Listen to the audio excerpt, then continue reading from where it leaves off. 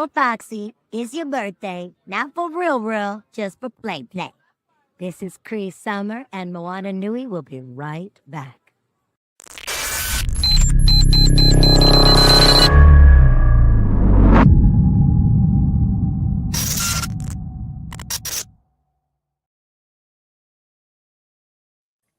What's going on, everybody? Welcome back to another episode of Blerdkast Live. And on today's episode, we got a good fun one for you. It's our holiday special. On today's episode, we'll go deep into the nerdy side of celebrating holidays, holiday traditions, and the different types of holidays we like to celebrate. Because it is the week of Thanksgiving, I figured why not start off the holiday season with something a little uplifting and joyful. But before I begin, I would like to introduce my moderator for the evening, Miss Joy Stevens. How are you doing today? I'm doing great. Hello, everybody. Good evening. Merry, happy holidays, Christmas, Hanukkah, Kwanzaa, whatever you might be celebrating. Looking forward to tonight's show. So love to see everybody in the room today. So let's go around the horn for people who haven't been here before. Seems like we got a lot of folks that are not new to the show, but we'll start in what in my screen is the top left with James. Please introduce yourself. Oh, I'm James. Normally found here on Moana Nui podcast at What You're Watching, This the Read, Opinionated Variants of the 616, and Geek Speak on Sports. All right. Tony, how about you? Hey, I'm Tony Cade. I'm the owner of Challenges Games and Comics and director of the Atlanta Sci-Fi Fantasy Expo. And I've been a nerd since the early 70s. How about you? I wasn't born in the 70s, so does that count? I mean, if your parents are nerds, then you're a nerd by DNA association. Okay.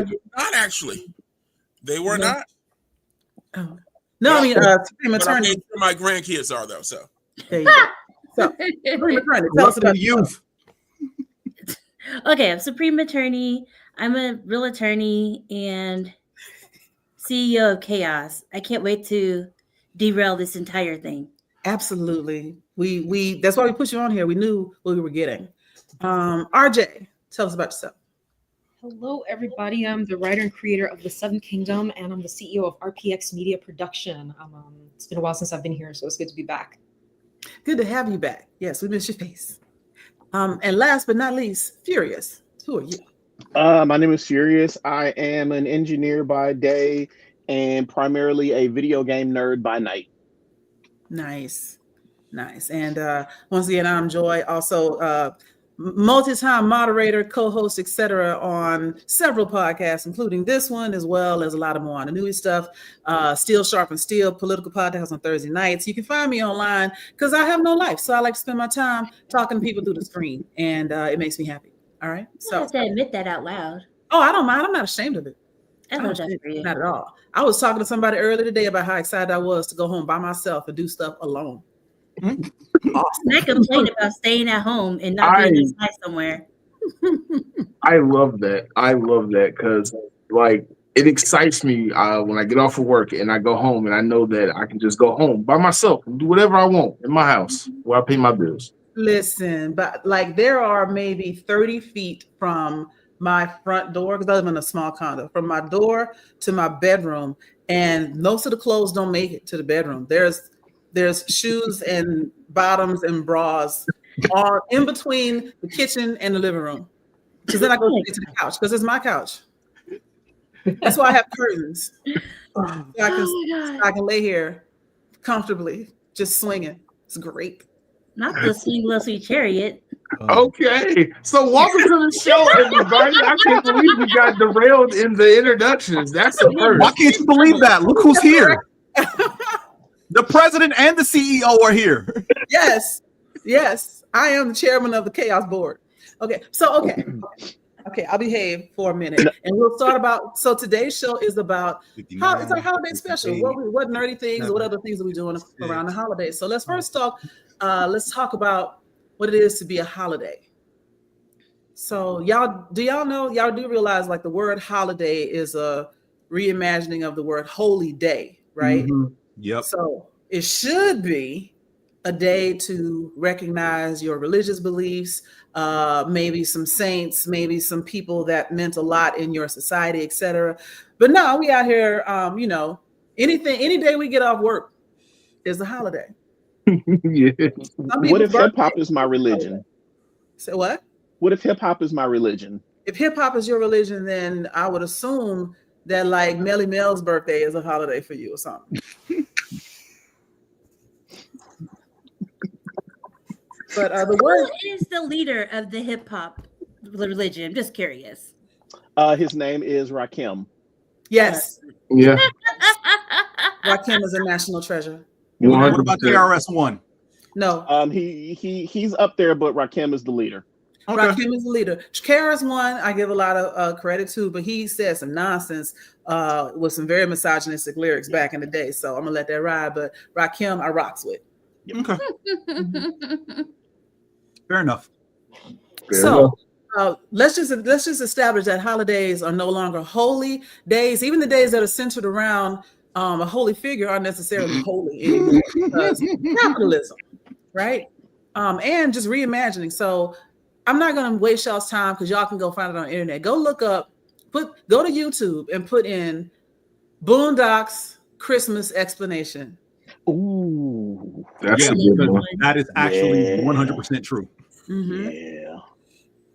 And you'll discover, because I mean, Jesus was born in like the fall, right? So they start off with a lie right there. Mm-hmm. So Christmas and Easter are both amalgamations of other local celebrations and festivals that had nothing to do with a religious being, but they wanted people to adapt Christianity. So they're like, you know what? That winter solstice, Jesus was born right then, and he was redeemed and he was resurrected on the spring solstice. So let's just do that. Spring equinox. Mm-hmm. Carnival outdates Christmas, but Fat Tuesday and Mardi Gras and Lent and all the other kind of stuff, they adopted all of that around Carnival, which is attached to like reawakening and spring and everything. But the islands and the Caribbeans and the Tahinos and the natives all across South America was like, we ain't giving up this parade, bro. And they're like, all right, well, we'll just make the parade a precursor to like Easter. And they just be picking and choosing stuff. So enough about my views on holiday. You can tell how I feel about holidays by the title I chose today, because everybody likes to be Elf on the Shelf. So I chose my name accordingly. Whore on the floor. I know that's right. Yes. I didn't even notice that. Oh my God. I just saw it because I normally don't pay attention to a lot of y'all tags, but okay. Yeah. I was gonna say in the chair. Say what? Yeah. I'm not 9 times out of 10 I'm the guy in the chair unless I'm doing the sports show. Mm-hmm. Then where are you? On the flow, but it wasn't. Fly Eagles fly. It wasn't enough. So anyway, what are y'all doing for holidays? What are y'all? Let's talk Thanksgiving first. Colonizer Day. Colonizer Day. Remember the indigenous people who had their stores, their winter stores, stolen by the Pilgrims' Day. Because that's what really happened. It wasn't like they brought all the food like, here, we want to share. They were like, y'all dirty and stink, and we're going to be over here. And they followed them back to where they live, and they found their winter storage, and they stole it all and ate it all. Hence the feast.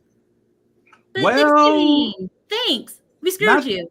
Not to nitpick, but 16 something something, I'm going to butcher the year, but early 1600s, the Massachusetts colony, the Pequot tribe of native peoples were chilling.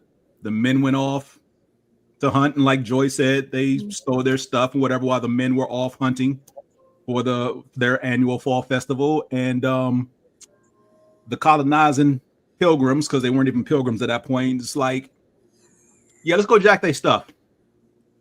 And in doing so, massacred about 400 women and children.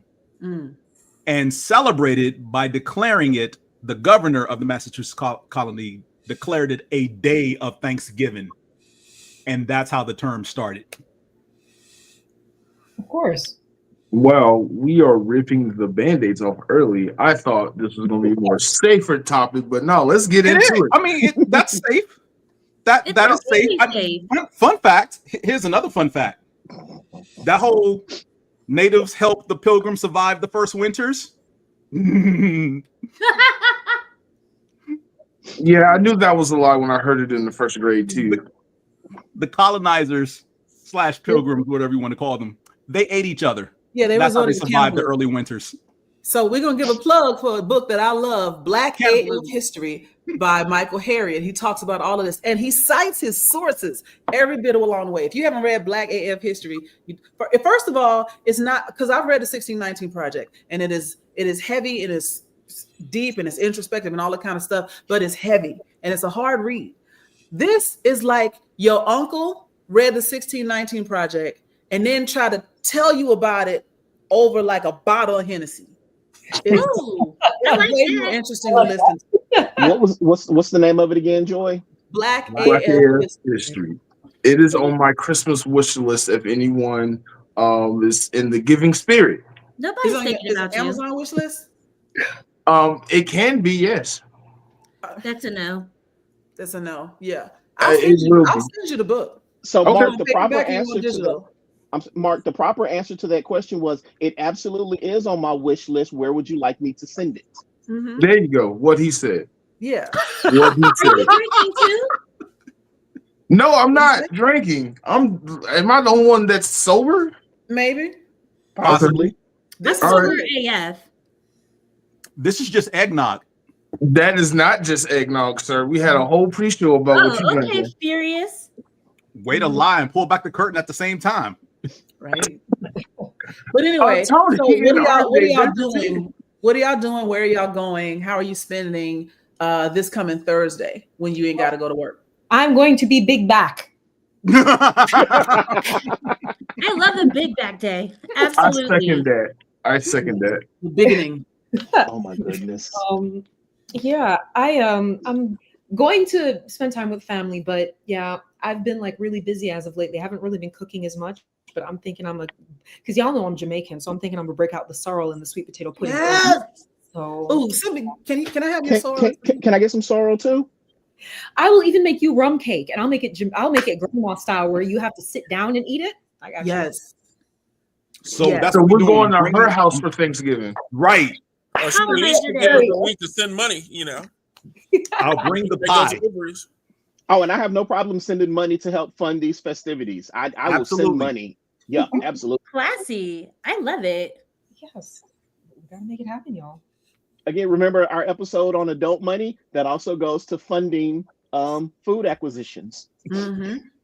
I love that title, food acquisitions. I wish I could cook. Oh wow.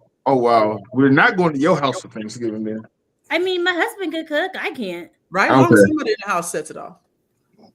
Right. I mean, I just burned down 1-2 houses. It's fine. Not just two. The fact that she had to count. 1, 2. Right? Mhm. Yeah. Oh, and then I made a big fireball at Korean barbecue. So they were like, stop. You made a big fireball at a restaurant where they regulate fire. Did you pour alcohol on the grill? How'd you do that? That's a very good question. I don't know how I did that. And I guess that's the problem. That is the problem. I'm I don't glad know I'm what the I one that did. cooks every time we go to Korean barbecue there. But the good thing is I didn't have to cook after that because they were like, we got it. I was like, okay, thanks. It's like a variation on that old Eddie Murphy thing. Lillian cannot go outside Right. ever again. Angela can never Not be in be in fire the kitchen. ever again. Yeah, my parents were pissed at me. They were like, you're done. So I can only microwave stuff. I'm really good at I microwaving. wouldn't even let you near the microwave. Yeah. I was allowed to do that. I only Speaking put it of on fire parents- twice. Speaking of parents and grandparents in particular, Tony, you're like, at that like patriarch level. What's going on with you for this coming week? Well, I would like to say that I'm going to go and hang out with my humongous family, and we're all going to sit around, tell stories, and eat. But now I'm just resting. I'm going to be at home, have a little something at home, because I am hoping that I will be extremely busy on Friday, Saturday, and Sunday. Oh yeah, Black Friday. So that's what I'm hoping for. So the store is closed Thursday, If right? anyone wants to help, challengesgames.com. Okay. So the store is closed Thursday, right? You're gonna take the day off and then just work through the weekend. Oh yes, Thursday will be my day of rest. Okay. I'll probably See, sit my around and mother- stuff and just eat a little bit and watch a whole bunch of anime. Okay. So I have a Because my question customer for was you. still reminding me that I haven't watched enough yet. I mean, I could drop some titles for you real quick. Mm-mm. Oh no, like I said, Hang on, Mark. right now. I Mark, started there's something you watching wanted to say. Karen Hang on. right now. Mark, what's up? Yeah, so I got a good business retail question to ask you about the start of the holiday season. So it is the week of Thanksgiving. Like you said, you're going to be closed Thursday. Friday is Black Friday. Obviously, you're going to be doing some sales in the store for that. Monday, Cyber Monday, and I'm assuming you're going to do something online for that. What is your plan as a business operator getting through a week like this leading up to the busiest shopping season of the year? I'm not even sure I understand that question. Okay. Basically, I think I've a better spent way the of last saying few it. weeks Mhm. just stocking. All of my bank accounts at this point are at like 3 digits. That's So I'm putting everything into this pot. That even with this bad economy and our horrible president, that people will still come out and do some holiday shopping. Yeah. So yeah. And so support your local Black-owned businesses. You know who don't need your money? Target, Walmart, Amazon, Kmart, Crate and Barrel, all of them. They'll be all right. But challenges over here. They not only look quick commercial. They not only have like comics. They got gaming in the back, tabletop gaming. They got costumes for those of you that don't want to like do your own costume, whatever. They got at least the starter sets of things. They got posters. They got comics, of course, manga, toys, pop-up, Funko Pops, all kind of stuff. So whatever your little badass child needs is probably at Challenges, Games, and Comics, and you should go check it out. Oh, and to add on to that, I did get some brand new solo leveling and some Demon Hunter stuff. So come on in. And I have Labubu's, the real Labubu's. Do you have the JJK one? Do you have the JJK one? Jujutsu Kaisen or Jeon Cook? Yeah, the Jujutsu Kaisen Labubu? No, BTS. She's talking BTS. No, I'm not. You talking about Jujutsu Kaisen? Yeah. I have not seen that. Oh, If I I'll be had right seen back. that, I would have ordered that. I'll be right back. Don't worry. Okay. Because of course I have it. Of course. Wait, how do I? Okay. Okay. And it's a cute little bobblehead image she got there. And that was our chaos. Was that done by an artist or was that done AI? Good question. Hey, we're gonna have a whole episode next year about AI and all that stuff. You gotta bring all the artists back in for that too. Yeah. Oh yeah, I'm definitely gonna do that. But I'm planning next year is gonna be amazing. But before we get into that, I am curious to know what are some of your favorite holidays and what are some of your favorite holiday memories. I definitely have mine. My favorite holiday to celebrate is Thanksgiving because, like RJ said, Big Back. It's a holiday where you celebrate food, regardless of how it started. Yes, this groomful colonizing roots, but it is a holiday about food. And I support that part of it, but everything else, question marks. Well, my favorite holiday is called Dragon Con. Oh, thank you for bringing that up. 4-day holiday or Friday holiday, but I can only do 4 days of it now. Dragon Con is a holiday. That's when I was working as a bartender, they knew that was it every Labor Day weekend that Tony was gonna use like 3 vacation days and a couple of sick days, and they weren't gonna see me for a while. Nice. What the hell is a little boo-boo? Anyway, It's the new generation of trolls. It looks like Mon Chi-Chi ate a Bratz doll. There you go. Damn. Because of course I have a Labubu. Yep. That's a sleep paralysis demon. Is that what your demon looks Glowing like? red eyes. That straight up looks like a demon Mon Chi-Chi. Yes. Okay, but Wait a minute, hold on. You guys get this is sleep JJK paralysis one. with the demon? Huh? You Say guys what? get sleep paralysis with a demon? Yeah, it's a demon that gives you sleep paralysis. Then you never see it. You just you feel like it crawl off from under the bed, but you never see it because you're paralyzed and you can't look. Ah. Mm-hmm. So are you the type of people who are like trolls with the devil back in the 90s? No, but the ghouls are kind of ugly. They're kind of ugly. They are ugly. At least trolls had cute booties and funny hair. This is just. They have cute ears. Look at that. The ears is the only cute part. Is that so? That's the modern day Beanie Baby. Yes. Yeah. Why is his teeth wider than his eyes? Because he's a demon. Ah. Okay, so my favorite holiday is actually Juneteenth because I love explaining to white people what it is, and I'm also from Houston, Texas. So Juneteenth got its start in Houston or the Houston area, Galveston, really. But so I grew up.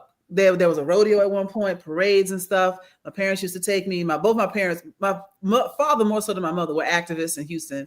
And also my dad was a pit master. So we had ribs, brisket, sausage, chicken, all of that, all the meats. Look, holidays can be nerdy if you want them to be. We'll tell you in a minute. But all the meats and stuff for Juneteenth with none of the like guilt of Thanksgiving. So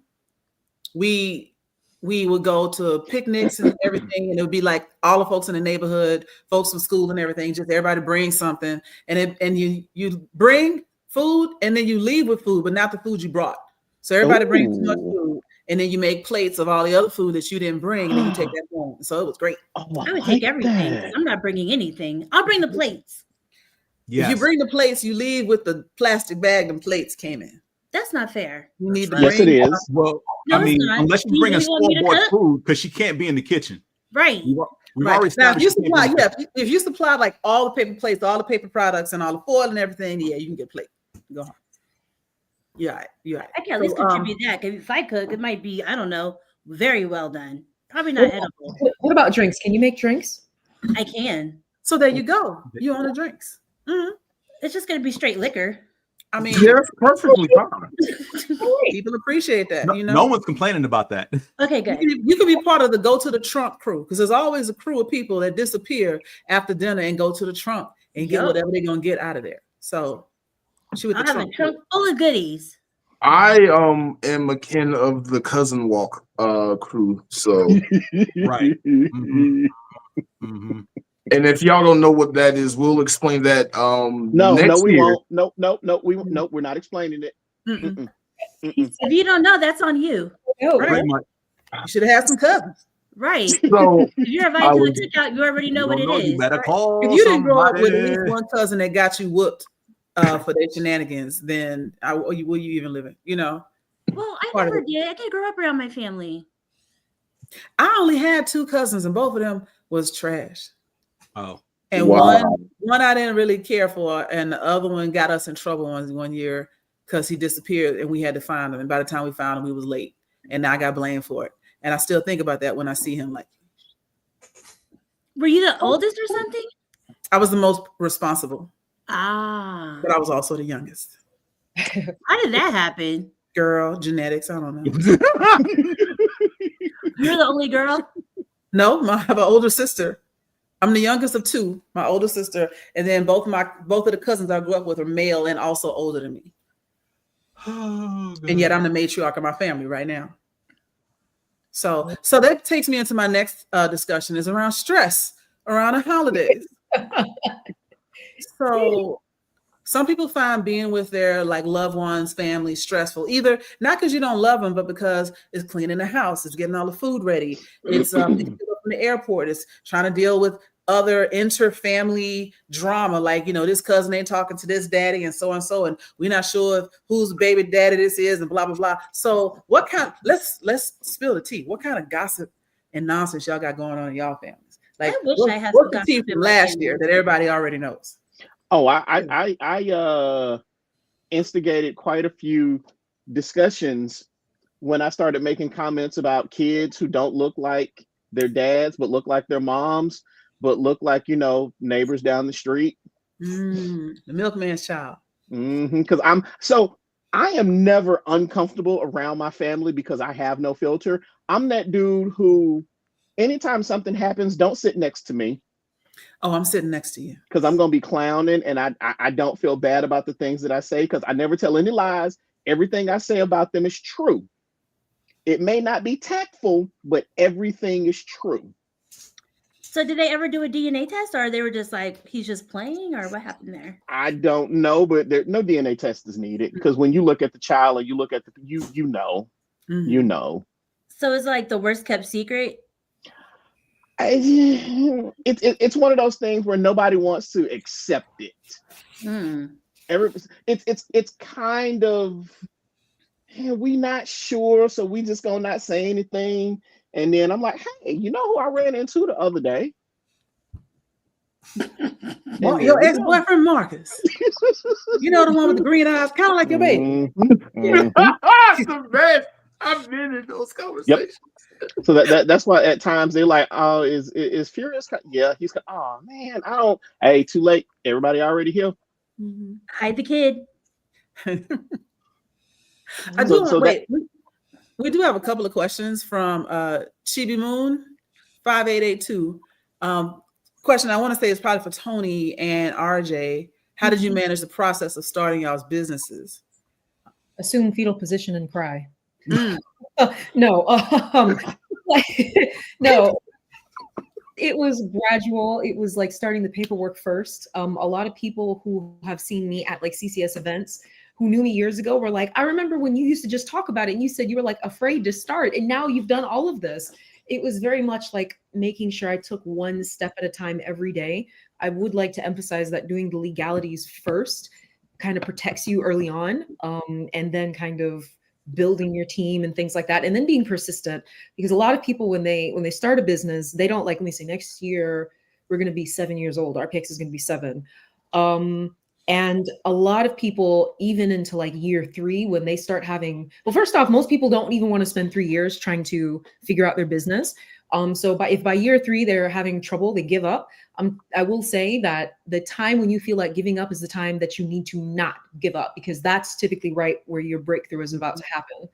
So I would say the same thing. Like I still have a silent partner, but we started in late 2017, early 2018. And she had 3 kids and 2 of which was going into college. So she gave up and went back to corporate America by the end of 2018, like 6 months after I moved to Atlanta for this business.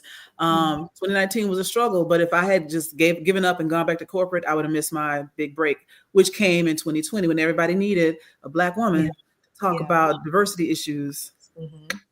And now here I am, 2025. I'm turning down business. So it's great. Tony, I know you've been in the business for what, 25 years? 30? 30 years. 30 years. Wow. Well, actually, my thing is kind of like a roundabout quick story.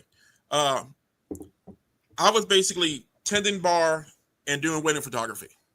And a friend of mine, Tim Cummings, was basically like, hey, man, I want to start a comic book shop, but I already sold all of my back issue comics. Still got yours. So why don't you come in and stuff and do the business with me?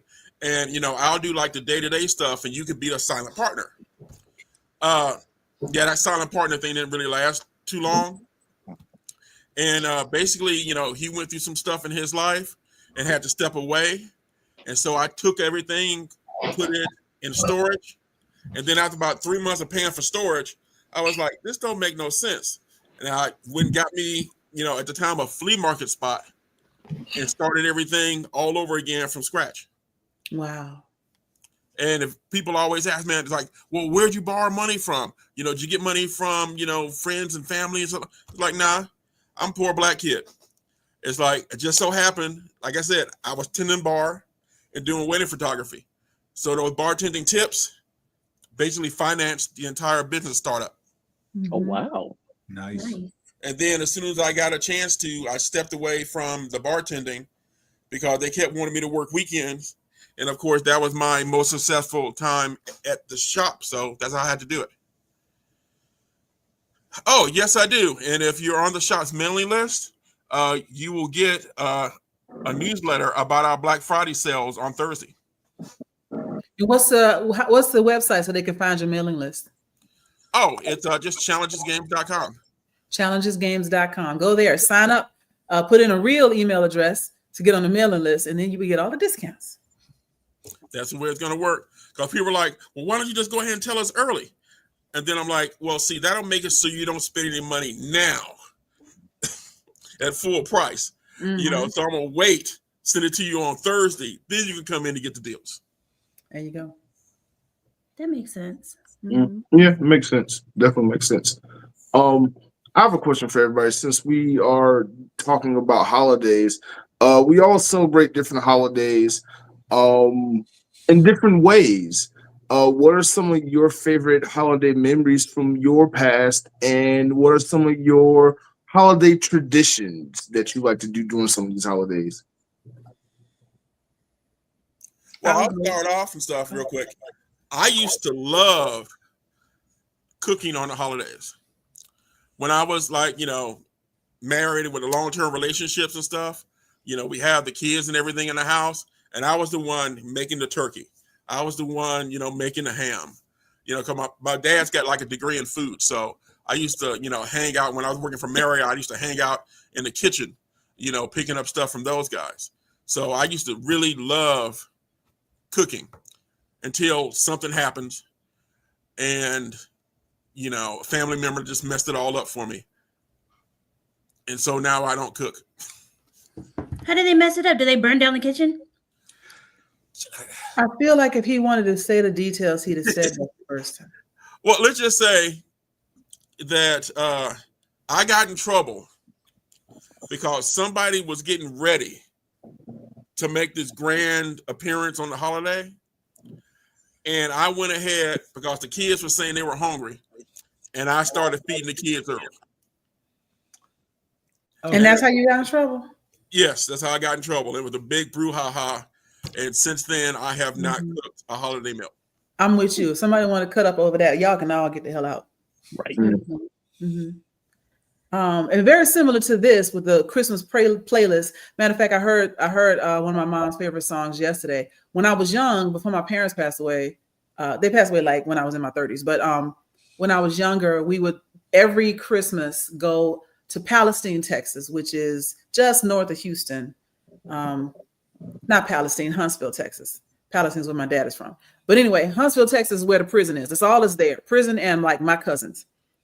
Sometimes in the same spot. I wasn't gonna ask. Yeah, we would go to my great aunt's house, and she would cook everything. We would go over there and like bring all the presents and you know eat up all the food and tell stories and everything. We listened to like some of the older people talk about what it was like to grow up in like the 30s and 40s and like during the Depression. It was great story time, right? And then the kids would go out, ride bikes or whatever, and then we just go home. But the trip up there took about say about an hour and a half, give or take. And my dad had this playlist that it went from reel to cassette to CD. He just kept moving whenever he got a new car, he would change the medium. But it had all those songs like Merry Christmas Baby, Otis Redding. It had Eartha Kitt's Santa Baby on there. It had a whole bunch of stuff. It had some Marvin Gaye, like anybody. It even had New Edition. So it was a little bit something for everybody. But every time I hear Otis Redding's Merry Christmas Baby, I think of my mom. Because she would sing along with it. And when it got to the part, lift all of the good old presents for my baby and for me, ha, ha, ha. She'd be sleep in the car and wake up, and go right back to sleep. It was the craziest thing. And it was so fun. And I do miss that. Out of everything about the holidays, I think I miss that road trip that I used to be sick of when I was little. You don't appreciate it until you get older. Now I'm like, I miss that road trip and I miss that music. You know? I miss because when my dad was alive, sometimes we would go on vacation and we used to go to either St. Simon's Island or Jekyll Island, which because of the job that he had, he found himself driving down that way anyway. So what he would do is he would kind of round us up around that time, and he would go down to the resort, and we would stay at the St. Simon's Island resort, and we would kind of rent out like a villa, and he would carry the Christmas tree with him. And like my childhood, of course, being Jamaican, I listened to like Jamaican reggae music, which most people don't even know exists, which I'm gonna shoot it in the chat here, I guess. But yeah, like waking up to like eggs and bacon and like reggae Christmas music and cornmeal porridge and things like that. And sometimes my grandma would come with me. But and then he loved soccer. So we would, because we were right by the beach, we would take the soccer ball and we'd like kind of kick the soccer back and forth along the beach. And like after he passed, we like didn't do that anymore. Like we kind of tried to make our own memories, but that was like a specific thing that we did like as a family together, like with him. So yeah. Tony? All right. Don't y'all get mad at me, but I have a question. Okay. I'm already mad. I literally have no idea what porridge is. What's porridge? Oh. Okay, well, wait, hold on, because in Jamaica, there's oatmeal porridge and there's cornmeal porridge. So it's basically like, I think in America, y'all call it cream of wheat, but like we cook it, we make it with like milk and like cinnamon, tin milk, like sweet condensed milk. And it kind of has like a thick, creamy, think of like, it's not quite like grits, it's a little bit creamier, but it tends to have like a milk base. And especially like the cornmeal porridge, that tends to be like corn grains, which doesn't sound like it'd be good, but when you put it with like nutmeg, cinnamon, allspice, it Well, corn grains is what we call hominy in the States. Yeah. Like hominy, yeah. Yeah. Okay.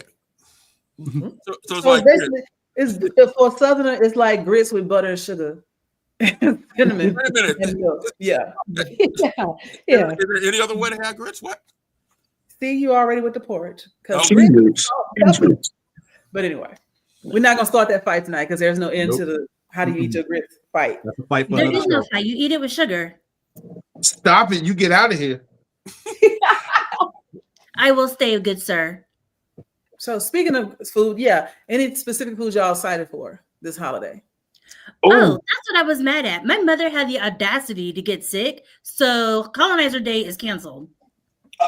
Oh, I know. yo, Popeyes has a really good fried turkey. They do. Yeah. It is really good. Mhm. And you no longer have to buy it in advance anymore. Get sick. She's already been talked to. Wow. Did you get her sick? No, she decided to go on a vacation. Oh, she got she came back with cooties. Okay. She went out of town to have big fun with the wretched and came back with The consumption, yes. Not And now consumption. here we are. I don't get to do anything for Colonizer Day. Thanks. You can still do something. I'm about to What say. am I gonna cook, Mark? I just Nothing. Get your husband It's to real just good go to fried turkey. Costco, do the $40 dinner thing. Yeah. I'm just Get you a saying. rotisserie chicken from Right. Costco and some sides. They got all the sides out there in the little deli area. Get some green beans and some stuffing, and then just heat it all up. And then tell I everybody. should be subjected to that because she decided to go on a vacation and get sick. How old are you? Huh? Exactly. that part. Or you can do what I'm going to do since I am not going out of town with my family this year. I'm going to have ribs for Christmas. I'm sorry, Yeah. for Thanksgiving. Sorry, for Thanksgiving. I'm with that. I'm Yeah. with that. We used to have ribs. The family is going to Tennessee, and I am unfortunately not going. Well, fortunately, unfortunately, I don't know. I'm not going with them this year. I will be staying here and having ribs and hanging out with the wrestling nerds this weekend. As Where far you as getting the ribs from? Is Abiba cooking them? no, I am going to get some ribs from Rodney Scott's Whole Hog Barbecue Yeah. down the street from my house. I mess with Rodney Scott. They got good Yeah. stuff. That Yeah. slow dry rub, slow smoke is the only way to do. Mhm. The other place that has really good ribs is have you ever been to Scotch Bonnet? It's over near Greenbrier Mall. I heard of it. I haven't been there. They've got these amazing jerk ribs that are just That sounds really good, actually. it is. Hey. As far as other foods go, there is one food that I miss that my grandmother used to make. I mean, she passed away years and years ago, so I haven't had it in forever. Is hot water cornbread. Bruh. Talk to your girl. I can make hot water cornbread. Can you please teach me? Because I never learned how to make it, and that's the thing that I really do miss is my granny's hot water cornbread. So Also known as hoe cakes. Yeah. what yeah, tell me about that. What is So hot water cornbread is basically making kind of a small cornmeal patty. It almost looks like somebody mentioned salmon patties. It almost looks like a little salmon croquette, but it's all cornmeal, and you have to mix it with hot water, otherwise the cornmeal won't set right. Which is basically like you get cornmeal, season it in a bowl with a little seasoned salt, garlic, whatever you like, or nothing, and then you put in, I want to say 1 egg to so much cornmeal and hot water, stir it, and it'll make firm little patties, and then you just fry those patties on both sides, and that's hot water cornbread. So good. So Yes. good. Yeah. What's the difference between that and cornbread? So cornbread has like self-rising flour in it, and it kind of puffs up and it's kind of cakey. This is very dense. And it is great. It is so good with like chili. And Yes. That sounds good. Yes, I'm gonna do that. Yes, I'm gonna do that. Sweet or savory cornbread? You know, that's a good question. It I like my depends on what I'm cornbread eating. sweet. What's the definition of a savory cornbread? Like it with is- buttermilk put it this way, Jiffy is sweet and everything else is usually savory. Yeah. I've never had sweet cornbread before. I've only ever had had Jiffy? savory. You ever had Jiffy cornbread? Oh Oh, man. Never had Jiffy Jiffy. cornbread is like cake almost. It's like a corn cake. It's delicious. Yeah. But yeah, it does leave like a I've little sweet never had aftertaste. Jiffy. Oh, because okay, well, regular cornbread is better. No. It's different. He said I disagree. it's I'm different. not arguing. Look, No. I hear what you're saying. No, trust me, I get what you're saying, but I've just never had it. I'll make since I'm already cooking other stuff. We'll We'll just talk have like offline. a whole cornbread flight. We'll do savory cornbread, sweet cornbread, and then hot water cornbread. And Yeah, I'll be I sure, think- Cornbread. to All bring right. you some Since ribs. we're talking about bread, dressing or stuffing? Dressing. Neither. What's the difference? Yeah, what is the difference? I don't One is delicious and the other one gets you sick because you're cooking with the bird. Yes. Did somebody else say what it is? So dressing is a standalone dish that normally is usually like a big vat of cornbread that has been cooked and then crumbled, mixed with some chicken broth and other stuff, and then cooked again. Usually, like some people put a little bit of like meat, like pancake or something in. That's what my mother used to do. Or And the giblets. you can eat it alone. I would eat a plate of dressing with like this, like a little piece of ham and a plate And of some dressing. cranberry sauce. Oh my God. Oh. Stuffing, yeah. like stovetop stuffing, usually tends to be like seasoned breadcrumbs, I don't know, some apples and some like other nonsense. But people stuff the bird with like raw breadcrumb water, whatever. They stuff the bird. It helps to keep the bird moist, and it also people pull that back out and eat it because it has picked up the roasting juices from the bird. But it's don't taste like nothing. It's not really seasoned. If you've ever had stovetop stuffing, that's stuffing. If you've ever had your grandmother's cornbread dressing, that is dressing. I got a question, and we gotta get this out there. This is a black thing. Where do we stand on chitlins? Ew. No. Okay, good. I'm sorry. Not no. Hell no. Hell Yeah, no. I agree. Hell no. To All right, no. I just had to ask because, like, it's No, the you didn't holiday have to. season, and every neighborhood's about to start smelling like booty noodles, and I cannot even attend your function if you cook chitlins in your house. I'm Right, sorry. at my it's a house. pumpkin function. Yes. No. Chitlins is one of those things I think we have outgrown, and it's not about respectability politics. It's not about outgrowing, like, disrespecting your ancestors. It's like we ain't got to eat intestines no more. That Right. part. You know what's funny though? You know who else eats a form of chitlins? Koreans. Koreans. Yep, Koreans. And it's delicious. What are those? It's free. Here's the thing that went through my head recently. I was like, I never heard it called that before. Koreans are I like referred to that as that. African cousins. What? They are like so much of the stuff that we're into, they're into, which is like really weird. Well, a lot of the stuff that America is into, Africans brought with them when they got brought over here, because they didn't bring like youngsters. They brought everybody. So people that knew how to cook. That's how yams ended up, or what we call yams, ended up making it over here. You know. Actually, I think sweet potatoes are native, but it looked enough like the yam from Africa. They're like, we can do the same things with this, you know? So, and rice. That's my next question. Sweet potato pie or pumpkin pie? Boy, Sweet potato. That's no damn stupid question. Some people who are watching might not know, and they just might be in this whitewash idea of what the holidays is. And I'm sorry. Okay. Like, So okay. hold on. I'm gonna be real with you. I'm gonna be real with you. If I put together every other slice, sweet potato and pumpkin, and like pushed it all together so you wouldn't know the difference, you wouldn't be able to really tell which is which. If a Black person seasons a pumpkin pie, it will taste like a Black person seasons a sweet potato pie. If a white person or someone that doesn't cook with a lot of flavor makes a sweet potato pie, it will be just as tasteless as their pumpkin pie. They are very, very similar in texture and color, you know. So, but people usually say sweet potato pie for Black people because we put cinnamon and nutmeg and butter and all this other stuff in it. And they how just are you gonna make it? grind up a pumpkin and put in a pie shell. No. I don't think I know any Black people who make pumpkin pie. That's Yeah, I've never interesting. made one. My mom would make pumpkin pie, but she seasoned it. So I never grow up knowing that like people didn't like pumpkins. Exactly. No. And I've had pumpkin pie that was delicious because the person that cooked it knew how to make all pies. They were from Louisiana. They had like a little bit of like praline cream across the top. I was like, you better do that thing. It was so good. Oh, Lord. So quick story. My job used to do catered holiday parties. We'll have you brought that up. They haven't done it in like 8 years or so. But someone walked up to me and was like, "Did you get all the desserts?" I said, "No, I'm pacing myself and making my rounds because literally like this catered event was literally nothing but desserts, cakes, cookies, pies, whatever." And I hadn't made my way over to the pie area yet. They were like, "Well, this is real good sweet potato pie over there. I know you like sweet potato pie." I was like, "I do love sweet potato pie.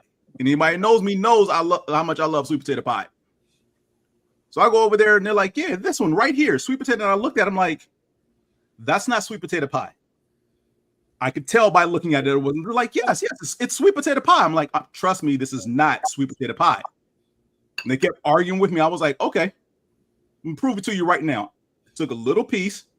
It went in my mouth and into a napkin. I said, "That's pumpkin.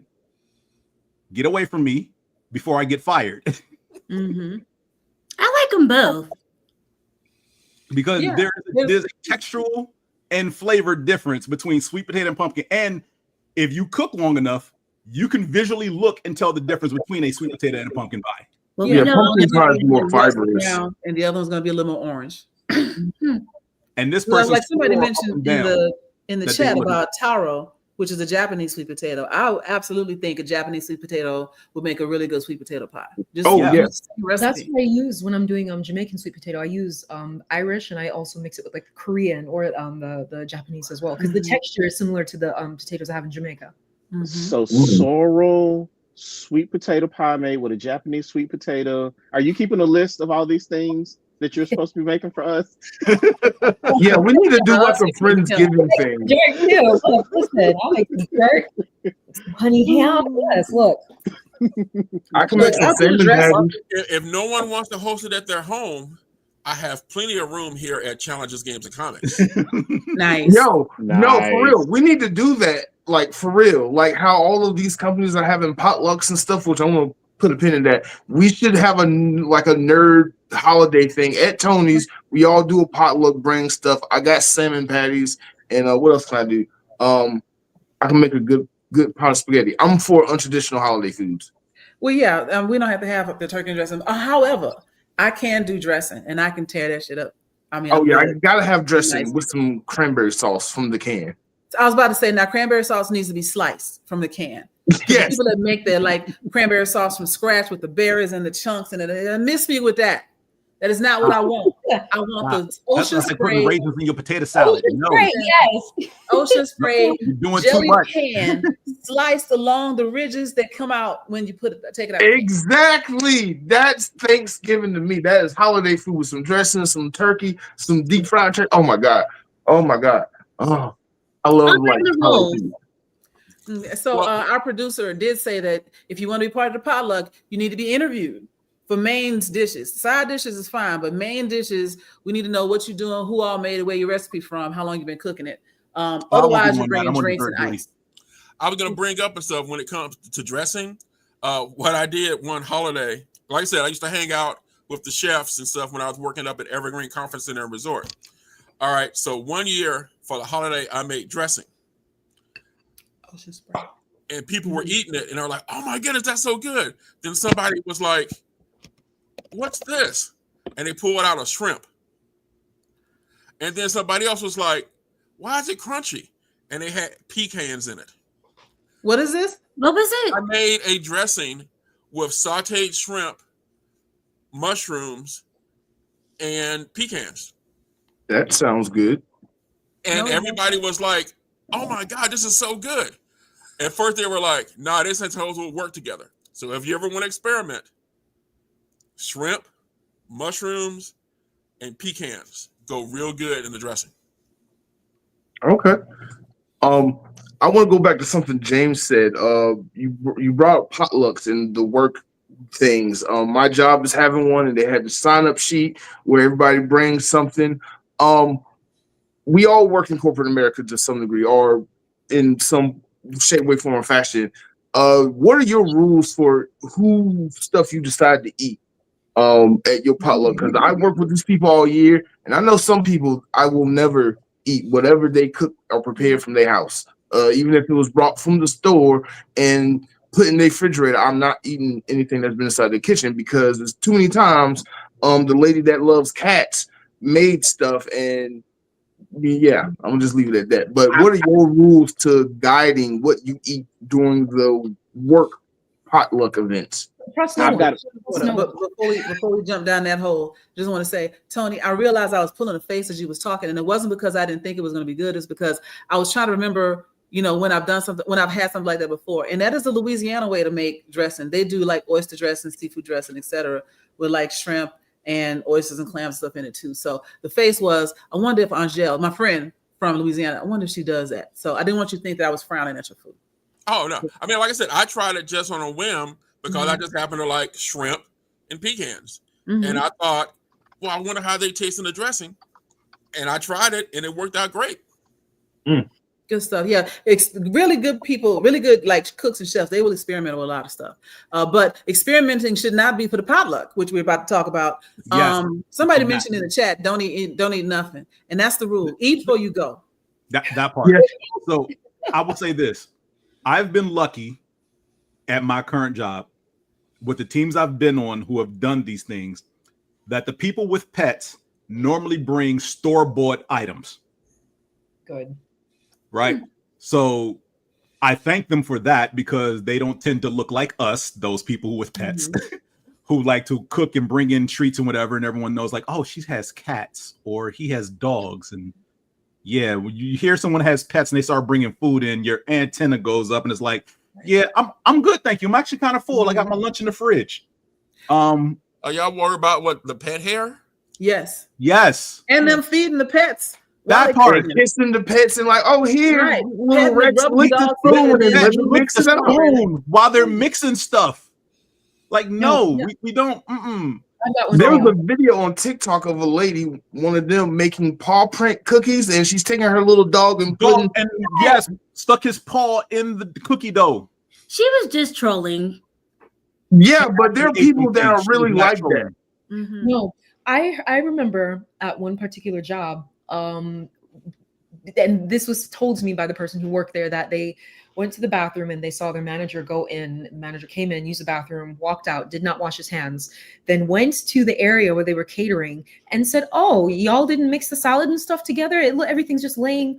He took his bare hand and just mixed the salad together. And everyone watched him and no one said anything. And then they just went and picked and ate. And you know what he looked like. But Yeah. So no Oh my salad God. that day. So yeah, I don't trust. I'm very picky. Yeah. I was told you don't eat from everybody. You don't. You don't. Not to mention, they will put some stupid things together that don't work. Like we already talked about the raisins in the potato salad, broccoli in like yam souffle. Like, why does my sweet potato souffle have broccoli in it? You know, or like walnuts and macaroni and cheese. What are you doing? What is this? Walnuts. Honey bunches of no. That's the one right there. Honey bunches of nope. Honey bunches of nope. Because I don't mess with actual dishes with the team potluck or whatever. I always bring a dessert, and this time of year it'll either be a cheesecake. Well, it'll be one of two cheesecakes: sweet potato or apple pie. So, and I've had no complaints from the people. Matter of fact, you know, depending on what's left, somebody will always come up to me and be like, "Can I take the rest of this home?" I'm like, "Please," because it's not coming back with me. Like I made it to get it out of my crib. Y'all do whatever with it. If I bring something to somebody, it's gonna be one of those big foil pans, so I can leave all that shit there when I leave. I'm not taking it back. And like Dana mentioned, like broccoli and carrots in mac and cheese, and that's a specific distinction. Broccoli mac and cheese is all right, you know, but I would prefer that you cook the broccoli. Don't just mix in raw florets. That part. When the broccoli's done, when the mac and cheese is done, you basically take like Kraft macaroni and cheese and then like shave off some broccoli in it. What are you doing? And I hate you for it. And if you add carrots, I also are not done. We fighting.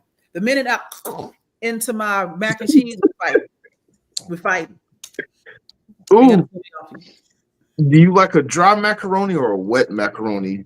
Both I like baked. that macaroni. Okay. Wet. Macaroni in a pot. Look, I'm not opposed to 8 cheese macaroni in a pan that came out of the oven. So I like the pan. as long as you know what you're doing, As long as you know, not everybody can do that. Like if you can do that properly, your multi-cheese macaroni in a pan in the oven, cool. Some people out here just throwing stuff together and like, look, it came out great and it looks like soup. Now that's what did you do? and don't and why is it brown? The noodles shouldn't be all runny and just over separate. Yeah, like you have to understand how pasta cooks. Like if you're going to make a pasta dish and it's going to be around cheese and it's all it out forever, undercook the noodles so they can finish cooking when you bake it, right? Oh, al dente. Al dente, exactly. You want if the box says 7, cook it for 5, right? Just so you're not messing up your meal. Because if I get mac and cheese mush, I'm gonna look at you stupid. Now I will say, there's somebody down here says mac and cheese needs to have been made with a roux. Anything without it is a big nope. Okay, I will give you that. I will also say that I have used Velveeta in my mac and cheese when I feel like it, because sometimes it's the difference between wanting to do like an authentic baked macaroni and cheese, a macaroni and cheese souffle pie, whatever you want to call it, where you boil the noodles and milk and you do the roux and all that stuff. I can do that. If I'm doing for me though at home, I'm gonna get like a chunk of Velveeta with a little bit of like whipping cream, boil that up, mix that all up on the stove, throw in some fresh cheese and set that to bake, and then I'm like, I did it, and it'd be great. But I also like that taste because I grew up with that government cheese or Velveeta taste, and so that's what I feel. I hate that taste. That Velveeta, it's like so weirdly salty. I have to do my stuff from scratch. Like if I make Rotel, I can't do Velveeta in my Rotel. Oh yeah, I don't like Rotel anyway. But yeah, I feel you. And if I was gonna cook it for other people, I would do it the hard way or not do it at all. Right. But if I'm just making mac and cheese, if you come to my house and I say I got mac and cheese at home, I did it with Velveeta. Just so you know. That was fire number 3 for me. I was trying to cook lasagna and I did something wrong and I started a fire in the oven. See, the part that you did wrong was that you was in the kitchen. We've already established you should not be in the kitchen. Okay. That's what you messed up. You walked in the kitchen. I was a newlywed and I was like, okay, let me show my husband I can cook. No. Well, Order out. Throw the without knowing order out. Hide the boxes. Claim you did it. I was trying to be cute. That man knew you couldn't cook before he married you. Exactly. No, he didn't. No, he knew. He knew. Had you ever cooked for him before you got married? No, because we were in the military, so we lived in dorms. I couldn't cook. How was I gonna cook? Right. This sounds like word got around. Boomerang, you didn't marry me for my cooking. He didn't. But I was gonna try because I was like, yes, I'm a new wife. Let me cater to my man. And but he put the fire out. Oh, I would hope so. right? And then we went to IHOP. Where you should have went. Yeah. I'm with it. Wow, where you should have went. That where you should And have then went. IHOP was 30 minutes away at the time, so I ruined dinner. Yay! RJ, what about or, you? Or you provided a reason to go to IHOP. I mean, I would have preferred the lasagna because I mean the recipe book made it look like it was gonna be good. Oh my gosh. What are you oh my goshing, sir? Nothing. Wait, RJ, we're coming to you. Well, so like I have never been someone who really cooked macaroni. I will cook some mean greens though. I got in trouble in college because I cooked greens for my friends, and they were like, "Oh, spinach can't taste good." I said, "Bet." I like showed up at their dorm with the spices in my bag. I said, "All right, hold on now," and I cooked for them. And the girl's boyfriend made a comment like, "Oh, your spinach doesn't taste like that." I got in trouble from then on. I said, "No, I'm not anymore." You was that girl showing up all the other girls. All the women hated you. You cannot show up your friends You trying to steal my man with your spinach. Whatever. I would have befriended her. Be like, you cook and then run away. What's And I'd be going like, on? look, babe, look what I made. See, your friend's man was like, ooh, and your friends got mad at you. You can't show them up in front of their dudes. Yes, you can. You can show me up. She was You should. and they put the soy sauce and stuff. So I was like, she knows how to cook. Yeah, You and then they should turn show to the them significant up others and be like, every babe, why chance can't you- you cook like this? Because Yeah, y'all Show them friends. up every chance you get. To Angela's point, I actually did that once. A friend of mine, I had this really good like shrimp and scallop pasta that I used to make. And she asked me how to make it, and I told her. And then she said, "Can you write down the whole recipe for me?" And I did. And then she said, "Can you come cook it?" And she's like, she had tried, and it didn't turn out right, and so she was hoping that I would come and cook it before the guy she was trying to date got there. And I was like, you know, you ain't shit, right? I did it, but I told her about herself. So you lying to this man right now? It's okay. As long as you get the ring, who cares? If that's what you want. Ooh, that's a slippery I slope. can't stand with you on that one. I don't care. I don't care. I'm It works glad for me. that I know It my works way for me. around the kitchen fairly well to where I don't have to worry about this. Yeah, I catfished the hell out of my husband. My home ec teacher gave me a C because she was like, you need to go to college, so I'm not going to fail you. But you either need to make some money or marry somebody who can cook, because this isn't going to work for you. You will not survive as an adult. And And she you was did not both. wrong. Mm-hmm. I did. Go me. The only reason No, you gotta learn how to cook. I'm sorry. You gotta cook. I'm sorry. I could cook in the microwave. We already established. That's not cooking. That is new No, king. She can Mark, keep herself fed. Mark, I have to disagree with you. Cooking is not everybody's ministry. Everybody has understand it. something that they're good at. I understand that, and I guess Angela's good at the law. She knows the law. That's I what look she's at it good this way. I will often tell people I cook well enough not to starve. There you go. okay. But no one comes to me and says, "Hey, Furious, can you make us a 5?" No, that's not what I'm going to do. I'm handy around the house, and I can fix computers, and I work on cars. Those are the things I'm good at. So those are the things I focus on. Other people are good at cooking, and they focus on those things. So while I get the idea that, yes, you should know how to cook because you're a functioning adult, I don't necessarily know that 100% of the population needs to adhere to that because everybody is good at something. Right. Come through Uber Eats. Right. So like during the apocalypse, I know that if I'm not the leader of whatever group I end up with, then I'm going to be the cook. And I plan like when the end comes and everybody start looting, I'm going straight to the seasoning aisle because we're not going to be able to make garlic powder and seasoned salt. I'm taking all the Lowrys and Tonys I can carry, and some cayenne pepper and some red pepper, and then I'm going in the produce section to get any like green onions, anything else with a root bulb on it, so I can grow some more later. And then people are going to be looking for me. I'm going to be the most famous, most popular person in the apocalypse. Well, you know, we already got our zombie apocalypse survival squad together anyway. Yo. That needs to be a whole episode. We'll have the spices. Yes. I'm going to have to tag along because otherwise I'm not making it. Right. Yeah, we'll Right. find something for you to do. There's always other stuff. Yep. Mm-hmm. There was a question. Oh, sorry. I'm just thinking about the fact that like during COVID, when they were emptying the shelves, they emptied out the toilet paper. That still gets me. I mean, You priority. still gotta take care of bodily functions. You know what? That brings us all the way back around to eating. There was a video I saw just yesterday, and it was like an Indian wedding maybe, and they were all eating with their hands. You know, like you get the food and the rice, or like a food because there's a lot of nationalities that eat with their hands, whether it's something grainy or pulp or pop or whatever. And some comment said, eating with your hands, that's gross. And the rebuttal's like, I don't listen to anybody that wipes their butt that cleans their butt with paper. And I was like, you got a point. Because like bidets is a thing. And eating healthy enough to not need more than a bidet is also a thing. But also washing your hands when you come out of the bathroom is a third thing. And it shouldn't matter to you whether you eat with your hands or not, because your hands shouldn't be dirty when you're eating, even if you're eating with utensils. Wash your hands. Wash. I can stop that sentence right there. Wow. I wouldn't mind COVID number 2 happening so I could get locked in again. That was great. And I don't want COVID number 2 to happen. No.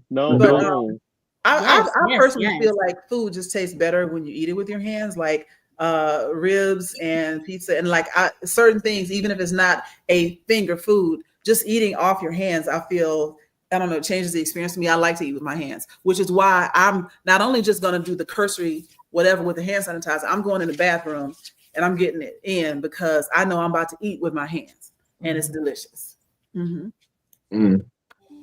But somebody, speaking of, we missed a comment earlier. The question was, how do you get rid of food that you don't want to eat in public? Like whether it's at a potluck or a family thing. He said he's like, fold the plate over and just pretend it never happened. But if you're chewing something, how do you get rid of it? There we go. For me, I have no shame. And if your food is disgusting, I want you to know that because you shouldn't be preparing food for people in public. So I make it known that this is not good in the rudest way possible. I don't turn the plate over or anything like that. And I just know this was bad. If it's good, the plate will be clean. You won't have to worry about it. But if you put something bad, and we all eating it, and I don't believe in that protecting your feelings. You got to know. I tend to make sounds of disgust because I want you to know that you gave me this nasty piece of shit. I will politely walk over to said person who made said dish and let them know that you should try other things. Damn, not that. I'm happy I learned it. It wasn't not out loud, but like privately let them know, like, yeah, you should try other things because this ain't one of them. If it's like a restaurant, if I don't know who made the food, it's like a giant, whatever. I'm just, politely spit it out in a napkin like you got taught. But if it's somebody that I know made something and it's nasty, right? You won't get that look. Why did you do this? Why did you assault my taste buds? Right. I'm gonna look you dead in your eyes. I spit it out and let you know, what was this? What were you doing? Why'd you try? If at first you don't succeed, quit. I agree. And look, this has to be said my whole family before. Look, this has to be said to people because, especially when you're in gatherings of friends and family, because as someone who has cooked for others, and not on a large scale, yeah, I've made dishes here and there. I brought desserts to places. If I welcome all feedback, good and bad. Like, let me know. Like, should I try this again? Was this good? Was it bad? All right, it was bad. Cool. I'm not doing that again. I experimented and did like the apple pie cheesecake. I did. I literally, the first one I made, I took to some friends for one of our wrestling events and said, y'all my guinea pigs. Let me know. I appreciate all feedback. They told me what it needed, what needed to go. They was like, it's solid. It just needs more apple. Okay, cool. The next time I went over there with one, they had more apple, and that was Christmas last year. So, but right, you can't let them continue making that part. You can't let people continue to believe that they're good at cooking anything when they're not. Because they'll bring potluck. Next thing you know, you eating it at Christmas again. And speaking of Christmas, this is a holiday show. Wait, bring it back around to the holiday part, since we got lost in the food of it all. Before you great.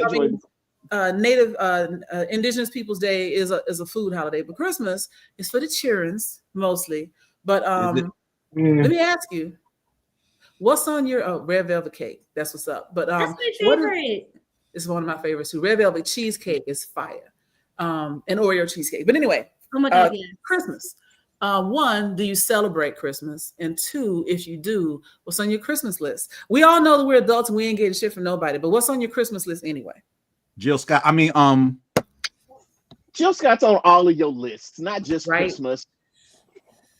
Christmas list, Valentine's wish list, terminal cancer wish list, all of it. Just woke up this morning list. Right. All right, I'll go first. I'll answer it.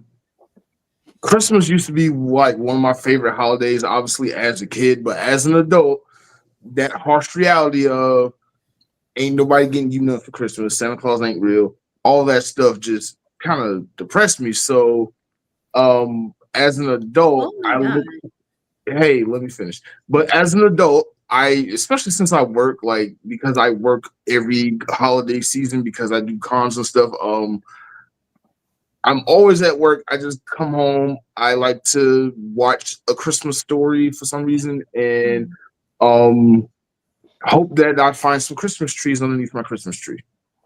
Some presents underneath your Christmas tree? No, I said Christmas trees underneath my Christmas tree. Okay. I got it. Yep. Yeah. Mm-hmm. Yeah. Gotcha. I love that for you. Mm-hmm. I'm married. So I better get something for Christmas. I know that much. Yeah, you married. You got a husband. You got a whole family. Yeah. I better have something under the Christmas tree.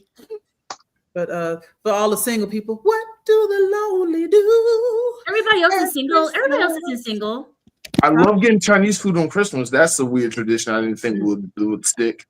Did you get that from the Christmas Story? Yes, 100%. You gotta say, Mark, I didn't know you were Jewish. Hey, that's another thing. Like, I really want to celebrate Hanukkah, like just one good time. I want to celebrate Hanukkah and experience like another person's winter holiday. Because we tried celebrating Kwanzaa one year, we didn't know what the hell we were doing. I mean, at least you put the effort out to try it. Right. True. But you have to gather for all 8 days. What is it? 8 days? Well, 8. Kwanzaa, yes, 8 days. Kwanzaa's 8. Yeah, Kwanzaa was 7. Hanukkah was 8 days to observe the tenant for each day. Mm-hmm. And it doesn't have to be a long gathering. Y'all can just meet up someplace for like 5 minutes and maybe just go out to eat every day of Kwanzaa. But can y'all name the 8 Kwanzaa? No. Okay. I know Imani, and that's it. Imani, Ujama, Ujima, Kujichagulia, Nia, Imani. That's 5. I'm missing some. Is there a Kwanzaa in there? No, it's called Kwanzaa. I tried. But Long Kiss Goodnight, from a nerdy standpoint, Long Kiss Goodnight is a cult classic masterpiece. I love that movie so much. I love that. Sorry, movie. it's 7 days of Kwanzaa. Yeah, I said that. Okay, so I'm only missing 2. Okay.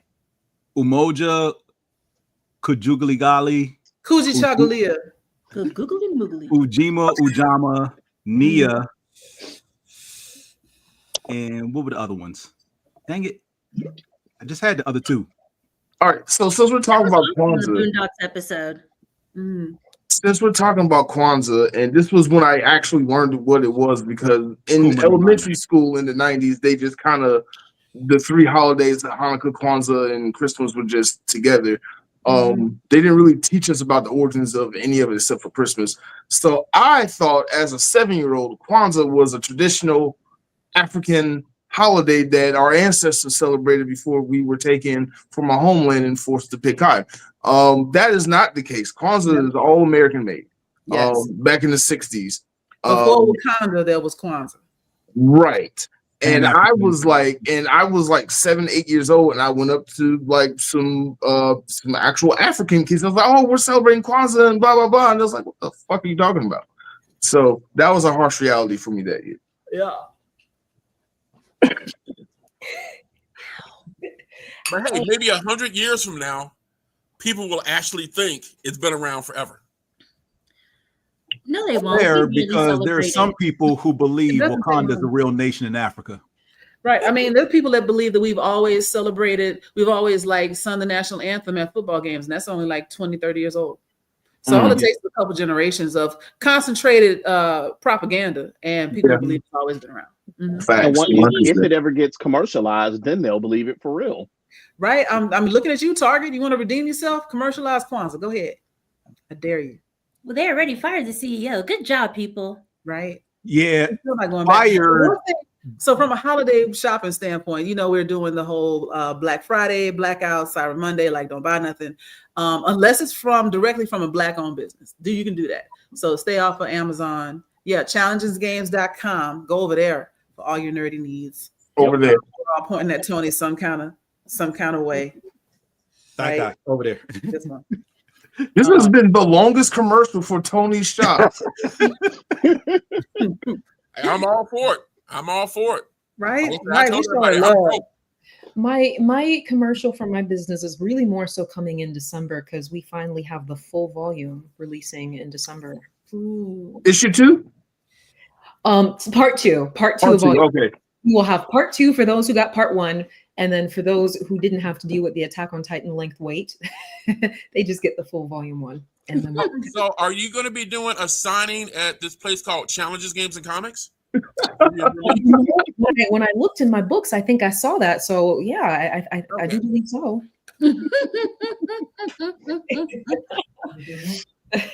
Yeah, but we're also doing a collab with another restaurant because y'all remember we did the Tiger Sugar thing. We got one lined up for next year too, and we just finished an art contest. So we got some stuff underway. It's cooking. I kind of hate I didn't get up there to get one of those special cups you guys made. Yeah.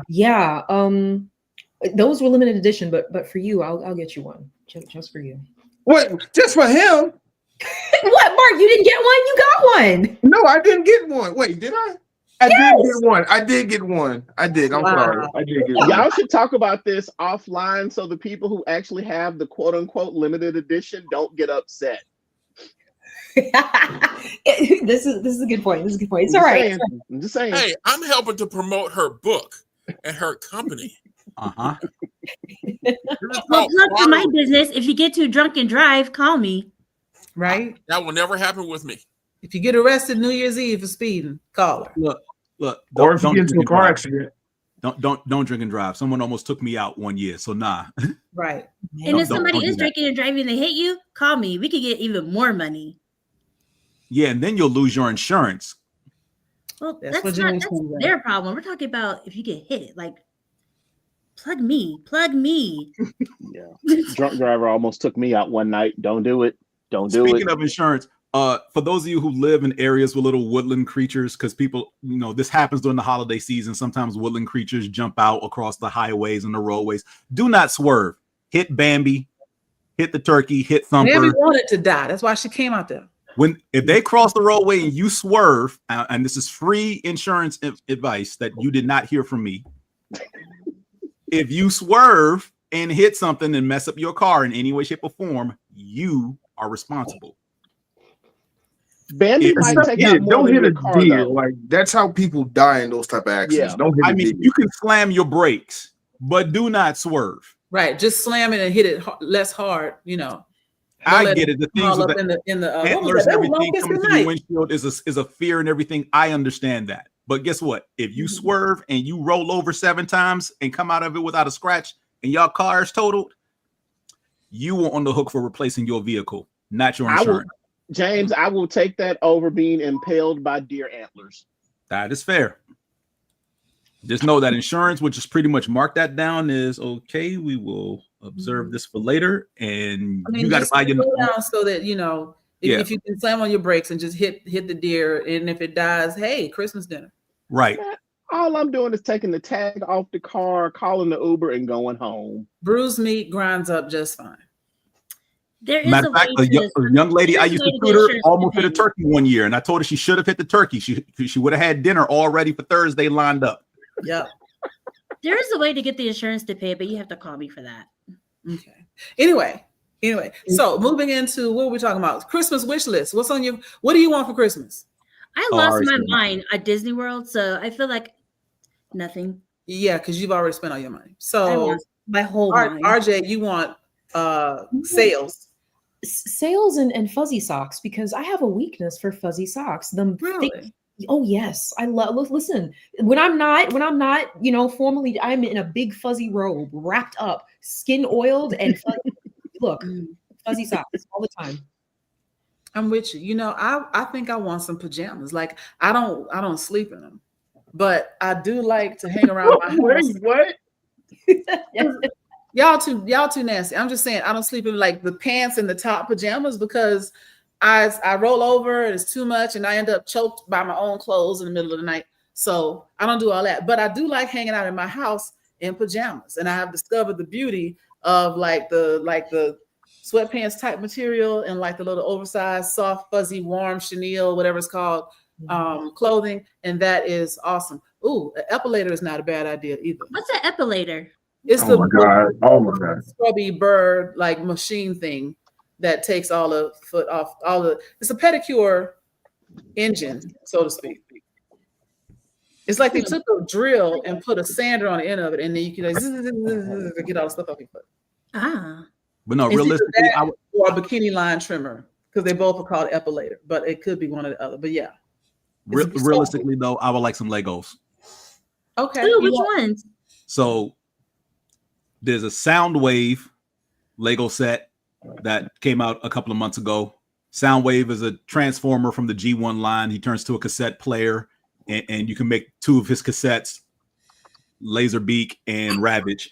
And then they did a reissue of Star Wars Luke's X-Wing, and I want both of those. They run you by how much? $200 each. Okay. It's worth it. What? Okay. All right, I got one for y'all.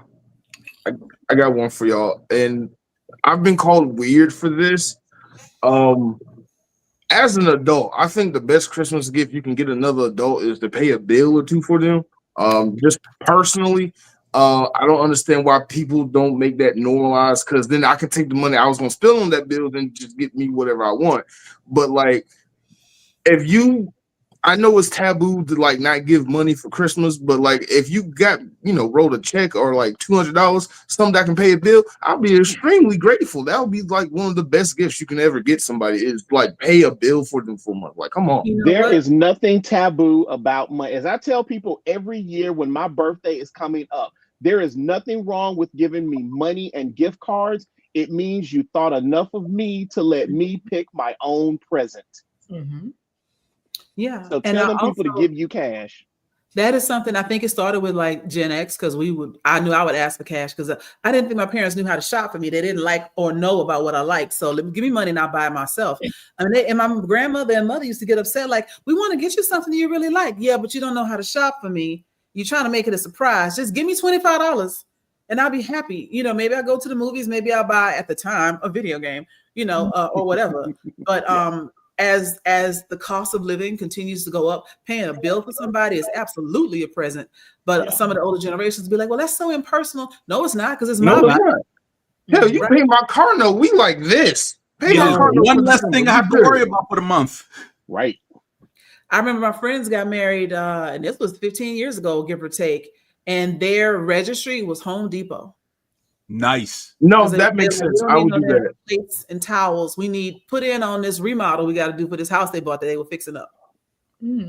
Nice. Smart. Yeah, we don't need those blenders and toasters or whatever that we probably ain't going to use. Stay in the box that we will re-gift later on in the year. You could put money put money towards a tub. You could put money towards like their shower head or whatever, or you can do like $50 gift card at Home Depot, and they spend.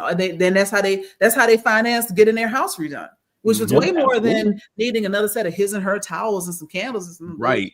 No cares for that nonsense. I started appreciating cash in high school because, again, early 90s video games was my jam. Had a Nintendo and a Sega Genesis, so pretty much the aunts and uncles was asking me what I wanted. Whatever video game was coming out. Tecmo Bowl came out early this year. Can I get that? Super Mario 3 came out early this year. Can I get that? My mom looking at me like I lost my mind. Like, what? They asked me what I wanted. This is what I want. And then when I got to college, they wanted that. Right. And then when I got to college, it got to the point of we just giving you cash because we ain't looking for this stuff. Cool. Now I can go to Best Buy, buy my own video games.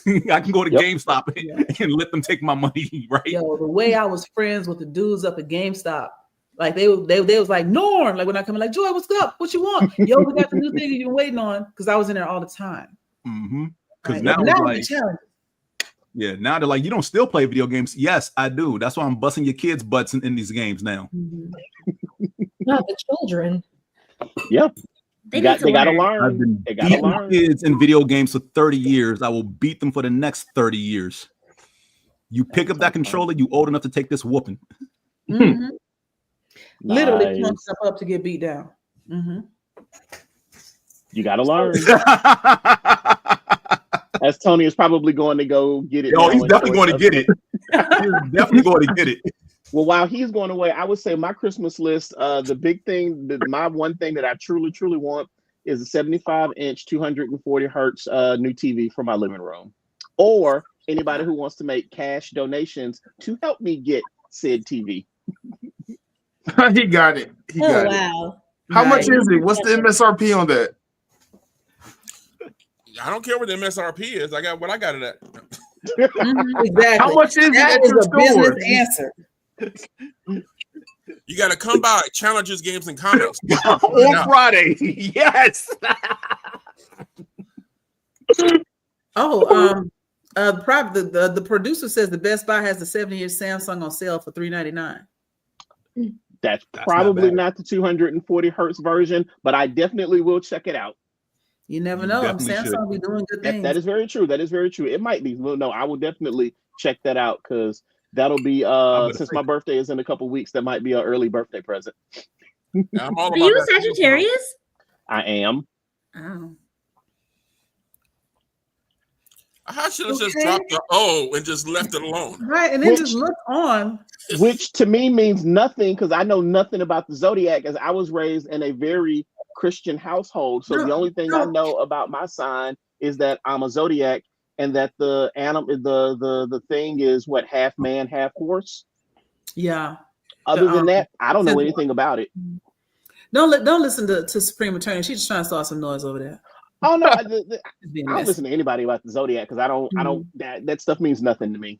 Right. The CEO of Chaos is just trying to stir up some more ish. Right. She's trying to be on her job of chaos. Pretty much. Speaking of, I mean, we already know that she spent on her money. So who are we missing as far as Christmas list? Just me? I guess that'll be you can go first. No, you can go ahead, Tony. Go ahead. Actually, considering what I do for a living, there's nothing that's affordable that I don't have access to. So I can't think of anything, my hardest thing at Christmas time is figuring out, okay, what do I get for daughters where I'm getting them all the exact same thing so no one can feel that somebody else got something better than them. It's like one year I got them all matching purses. Another year I got them all robot vacuum cleaners. It's like just coming up like, every year it's like, what am I going to get them? So what I need for Christmas are answers. You say answer?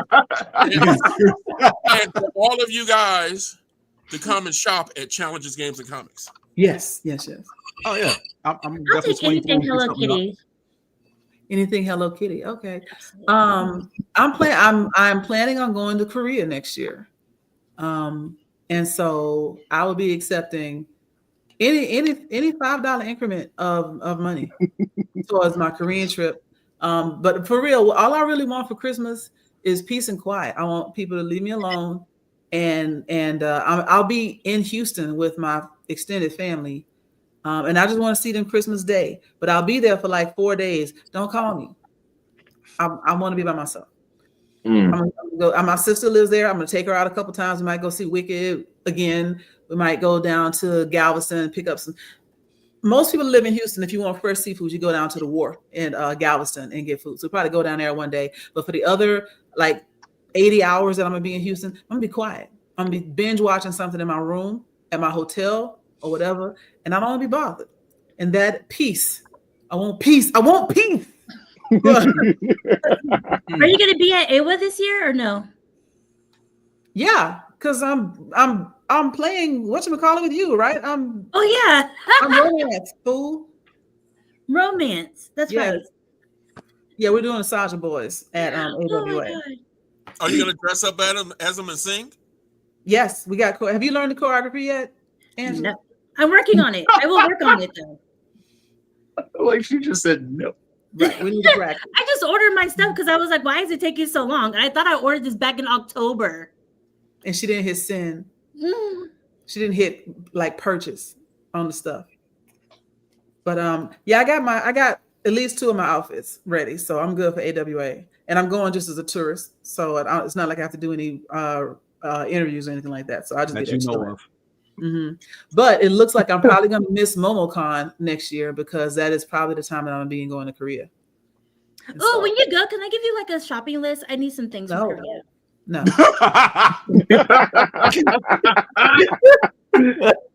You can ask for 2 things. And you're going to get at least one of them. But I'm not doing lists. Oh God! Can I get a pack of skincare products? They do. Sure. Yeah, we're doing a skincare day when we're there. So yeah. I want some contacts. What color? Ooh, pink. Okay, I can do that. Pink and blue. That's 2 things. Okay, there's a list, Joy. You're so cheap over there. Oh my God! Just come with us. No, I don't like Korea. Wow! From you? That is so culturally appropriated racist. I want a list of stuff from Korea, but I don't like Korea. Right. You're wrong. Who hurt you? You don't deserve any Korean things. It's not Korean. It's just contacts, so it's okay. That's like It's the so fried chicken cheap, is nice, though. but y'all got to go back where you came from. I mean, but they're so cheap over there. Not to fly over there. You can walk. That ticket is like $3,000. No, I know, but you can walk into like damn near any store and get contacts. Why don't you like Korea? You know what? That's a whole different. We're not That's a going whole to other show. Right. Is that 3,000 round trip or each way? 3 round trip. Actually, I think the price that I saw recently was like $2,500 on Delta. There's probably some better prices out there, but I can get upgraded to first class on Delta. So Delta it is. Delta it is. Fair enough. But anyway, yeah. So any donations towards for Moana Nui producers in the background, if you want to put in on my career trip, I would absolutely do like street interviews while I'm there. Or do a whole blog for Moana Nui. That's actually not a bad idea. Do a blog for Moana Nui and then write it off as a business expense. Hot damn. I love the way I think. And then you can show how easy it is to get contacts over there. I will get you some contacts.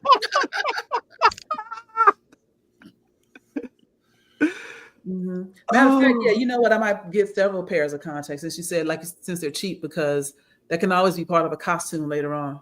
Exactly. That's why I need pink, I need blue, I need green, black, yellow, all of it. Okay, United Colors of Benetton. Exactly. I just ran out of my contacts that I got from there from like forever ago.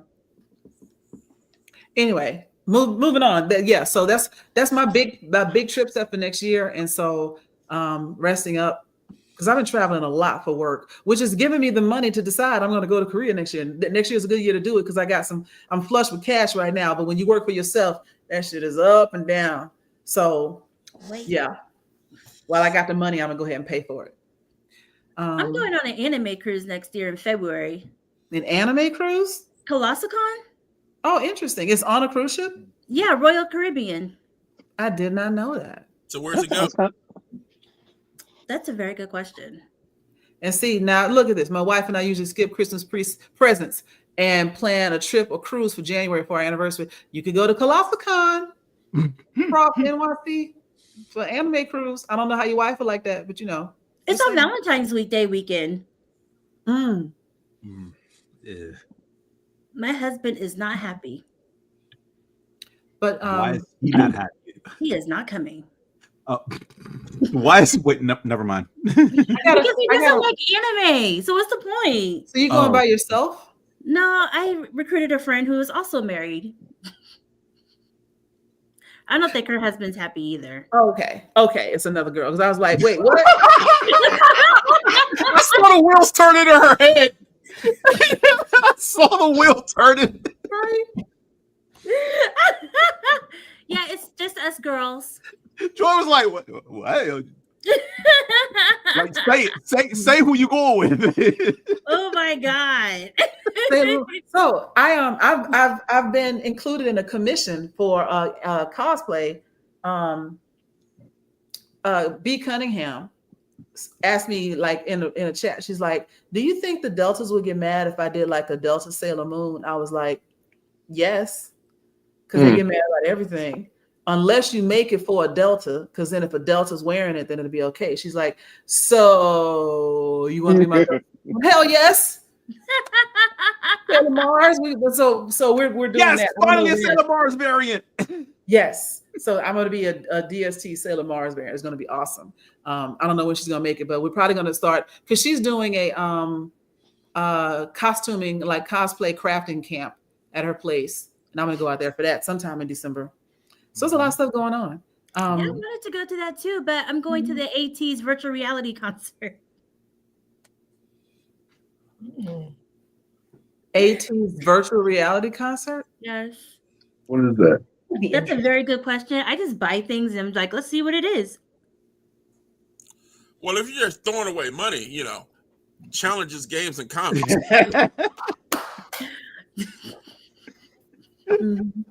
I swear to God, you're gonna get like at okay. least 10 new customers after this podcast tonight. But you know what? Speaking of challenges, you guys are lucky I'm not pitching and getting everybody to do my Kickstarter. So I'm only doing a shop. Speaking of, I do think it's a good idea to do like a Blerdkast Moana Nui live potluck dinner showcase or whatever at challenges. Like we can all bring some food. We can, and it would not live. We could record what we're doing and then there we put go it all together and do like a best of that night and like record us playing tabletop games, record us, doing a tour around challenges, the food that we brought, talking about each other's food, good or bad. We got to clown somebody on their food. Okay, then I'll cook. It'll make it easy for you guys. Right. No, we don't want fire number 4. No, we don't want fire number 4. We want your house to still be standing. What you can't do is burn down challenges, okay? No, I'm not gonna cook there. I'll cook here. Maybe I can we don't. No, we don't. Your family needs a place to stay. You're bringing drinks. Remember, we put you on drinks. You're on ice and cups and drinks and liquor. I want to bring food now. Everybody else is no, food. No, you don't. No, you don't. No. We talked about this earlier. This ain't your look. Stick to your strengths. That ain't one of them. Stick to your strengths. Right. Do something else. Do you really want fire number 4? Yes. This is your lane. Stay in it. Nobody else wants fire number 4. Well, hey, there is a really nice Caribbean restaurant steps away from Challenges, Games, and Comics. Oh yeah, I heard about that on TikTok. Bring it around. So yeah, if you want to do food, pick it up from someplace else and then bring it to Challenges. I will tell you what the name of the place is, but I can't pronounce it. But we'll figure it out. You don't need to do anything that involves turning on a stove or oven. Okay, but what if I cook it in the microwave? No. That's a type of oven. No. I only burned 2 microwaves, and that was not my fault. But you had 3 fires. It was probably more than 3, but we just won't tell you what day it is. We solved that. We're not gonna tell her what day it is. Right. Yes, you are, because you guys are gonna want all the drinks and everything. You're gonna love what I bring. I know you will. So you bring drinks. Yes. She will make sure you're drunk. I can contest to that. She will bring enough liquor to kill you. You know what else I have that I honestly need to get rid of? I have laced cookies that I made. For what? Huh? Nothing. Christmas tree. Yes, Christmas trees with a pine sugar and spice and everything. I like Christmas cookies. Me too. I like Christmas tree cookies. Tree cookies. Yes, and I will bring some. We need to do an Uber. Say what? Sounds like everybody needs to go there in an Uber. Yeah, Uber That's over. Not a problem. Oh, Escovitch. Okay. Oh yeah, they sound good. Escovitch. Tony's comment in the chat here. Jada's So wait, are on- we doing this potluck for ASFE or are we doing this for like Christmas? Huh? Not Thanksgiving. That's too soon. Everybody already got plans, but like maybe sometime in December. Well, no, I said ASFE, the sci-fi No, con. that's too far away. Too far away? All right, so Christmas time. All right. And plus, like I said, we already got a party and stuff that we got planned, you know, for the Atlanta Sci-Fi and Fantasy Expo. Okay. AtlantaSci-FiExpo.com. Okay. There you go. Yeah, if we did something in challenges, I would only be available either before AWA, which is like before the 20th, or after the 27th. So like maybe like 29th, 30th that weekend, Sunday, Monday, somewhere in there. Yeah, we can make it a New Year's thing. I think that'll work out a lot better Well, personally. the I got 27th of plans for New December Year. is no, the 26th of December is the start of Kwanzaa. Ooh. I'll still be out of town, but yeah, we'll figure it out. We'll figure something out. We'll let the people who need to know. 'Cause there's other folks, yeah. People who I need need to to know. know. That's what I know. I need to know. We're No, there's talking other about people- you. There's other people in all the multi, like No, Mark has made like 17 not chats across Facebook, so you got to alert all 17 chats. I get so confused in those chats. I just stopped reading them all. I'll see something and be like, "Oh, where was that chat at?" I'm like, you know what? I quit. It'll pop Most- back most- up if it's Most important. of my Facebook chats are like 9+ messages you have missed. Like, yeah, whatever.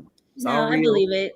Mhm. I believe But it. anyway, we are pulling up on like 2 hours here, so we had like 1:40. So I wanted to just go around, and if you could wish for anything in the world for Christmas, and you would get it, what would it be? First Money. off, Oh my god. Oh my Yeah. god. Oh my god. Oh my god. Just Okay. money. Okay. okay, so ton you're trying to of say it. money, a ton of money. A redo on the 2024 presidential election. Just a redo. I feel you on that. That's the top thing on my brain. Mm-hmm. You're much nicer about it than I was, because I was gonna go a different way with that. But Oh, wait till you hear mine. curious. Removal of all the stupid people on the planet and the things that create them. So Like it'll be like Thanos? just me and you and a couple of people on this panel on the planet. Quite possibly. All right. We have to work on how that is gauged. That's fair. That's a fair assessment. RJ. Y'all, I just want to travel more. I want endless free tickets with Delta. Ooh. Fly Ooh, anywhere. yes. First class. Yeah, first class, of Mhm. course. Yeah. That's a great idea. James? Enough funds to be completely irresponsible. You want a ton of money too. Ooh. Mm-hmm. Yeah. At least 5 digits, right? 7. 7. Okay, yeah. Gotta do some things. Tony? I'd be like everybody else. It's like, just give me a lot of money. Because unfortunately, a lot of money solves a lot of A things. lot of problems. Yes, it does. Yeah. Then I could go to Korea by myself and get my contacts. You know, I want generational wealth. Mm. Yeah. That's a good answer. I wish I had said that. No, I like my answer. Generations behind me, so it doesn't matter for me. I would, I'm the end of the if I could line. have anything I want in the world, pay off student loans for all Black Americans. I can And respect that. diaspora Americans, Everybody. but, conditionally on diasporic Americans, because some of them they be tripping. Exactly. That's on like some of them, not all Yeah. of them. Paying off student loans for anybody I wanted to pay off student loans for, you got to come talk to me about it though. There will Okay, be fair no enough. HBCUs. Say what? Start with the HBCUs. No, we'll start with people I know. I mean, Georgia Tech is not HBCU, so I got friends from there. I mean- we'll extend out from my inner circle out. Mhm. Does it count if you went to a private institution or two of them? Yes, as long as you It's got a a student student loan. loan, Mark. Okay. It Because could I be, got the Brian Art undergrad or grad. Institute. Mhm. Everybody knows you had to write. Still a real, Dude, you still got a degree. ripped off It's twice. okay. Yeah, I got ripped off twice, and I willingly signed the dotted lines on both of them, knowing what they was. Well, the first time I didn't know, the second time I did. So shame on me for that one. Mm-hmm. $113,000 I'll never see again. What? Yep. It's combined from both schools. Art Institute was not cheap for the time I was there. Why would you say that out loud? I was going to go to the Art Institute and they told me how much it was. And then I was like, no, no way. Right? You could have went to Full Sail down in Florida. So I didn't get accepted to full. You know what? Not putting my business out there on the internet. Because I originally applied for the Atlanta College. Atlanta College of Art. I did get accepted for that, but when that was also senior SCAD bought them out, so they was like, "Hey, you can come for a semester and then reapply for SCAD." And I didn't want to do that because SCAD rejected me, so that's why I ended up at Art Institute. If I had known better, I would have just went to work. I wouldn't even bother to go to art school at all. Mm-hmm. But SCAD is really picky on their students. Yes, they are. They are very picky. Yeah, they pretty much make it where they say like, you know, the employment rate is so high and graduation rate is so high, is because they only take in people that they know, you know, are gonna, you know, do good. I could do a whole nother show. You get that financial aid, we'll take it. I could do a whole other show about how financial aid and student loans and all this stuff is just gatekeeping for higher education. Oh my God! You just gave me an idea for the August episode next year. We're gonna do that. Okay, there you go. But I do want to have us let us start wrapping up. So, everybody, if you could be a fictional holiday character, doesn't have to be Christmas. It could be any character from any show that is dealing with some form of holiday. What character would you be? We'll think about that one. I specifically would be Jim Carrey's Grinch. Because 1, he's silly. 2, great one-liners. And 3, that's going to have a different ending. If I do. Mm-hmm. Also, that's the song of the Grinch that puts on the suits and be twerking all across the internet. I would absolutely do that. So you'd be on the pole. I'll be the whore on the floor. Yes, I would be the Grinch on the pole. Yes, the hoe on the pole. I would be Robot Santa Claus from Futurama. Oh, that's a good one. I should have thought of that. Nice. Attacking everybody. Absolutely. And if you're outside, you're stupid. So there you go. Okay, Thanos, I see you. Mm-hmm.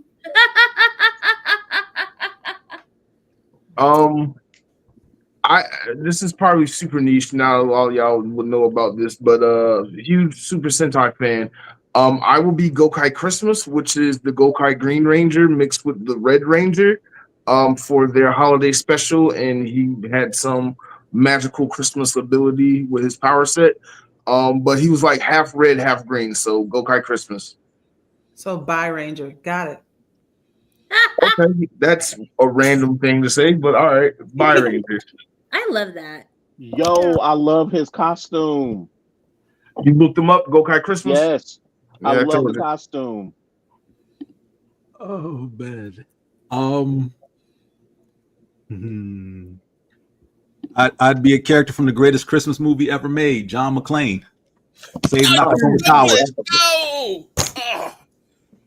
Yo, there's a pimpin' Christmas outfit. Now that I look at it, like, yeah, okay, they did that. Right. Oh, you saw Gokai Christmas too. Yeah, it looks more like a wait, time out. What was your question? Who's John McClane? Oh my God. Dear God. Die Hard. Oh, I've never seen it. Oh my God. How have you not seen the best Christmas movie ever made? Child. Whoa. She wasn't born when it was out. Yes, she was. Plenty of movies that were made before I was born. Yeah, because The Labyrinth was made before I was born. That's my favorite movie. Yeah, Die Hard is one of the things, you know, if you didn't catch it, then you missed the entire bandwagon. Because if you didn't see Die Hard, why would you see Die Hard 2 or Die Hard with a Vengeance? Yeah, no. Mm-hmm. Die Hard came out in 1988. When were you born? She already done told her age. She just didn't realize it. She was born before 88. I don't think so. Okay, but anyway. Die Hard is on Hulu. Your homework is to watch it. It's a great movie. If you ever wonder what people running around talking about yippee-ki-yay MFer, it comes from Die Hard. Yeah, I knew that came from there, but I didn't know his name. Yeah. It's a really good okay, movie. James. You'll be okay. Did you ever watch what was the show with Urkel? Family Matters. Family Matters is a spinoff from Die Hard. It is? Well, No, it's Shut up. I'm telling the story. Oh, I know where you're going. Okay. Okay. Because Papa Winslow was a cop, Yeah. and he was a cop in Die Hard, and then he got the offer to do Family Matters, and so Well, he was a cop in New York before that. yeah. You know, when they had the whole ghost invasion. Mm. He was in Ghostbusters?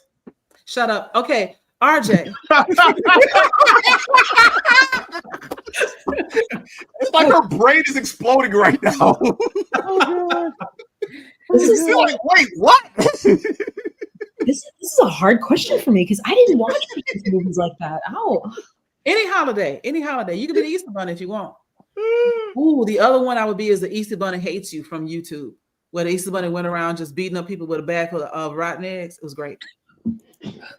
I will send that video to y'all so you know what I'm talking about. Oh my God. Not Evil Bunny. Easter Bunny Hates You is a Bunny cult Hates classic from the early days of YouTube. Mm. I feel I don't take the Grinch, I guess, but like I don't even watch holiday movies like that, which sounds crazy, but I don't. Yeah. I don't like holiday movies either.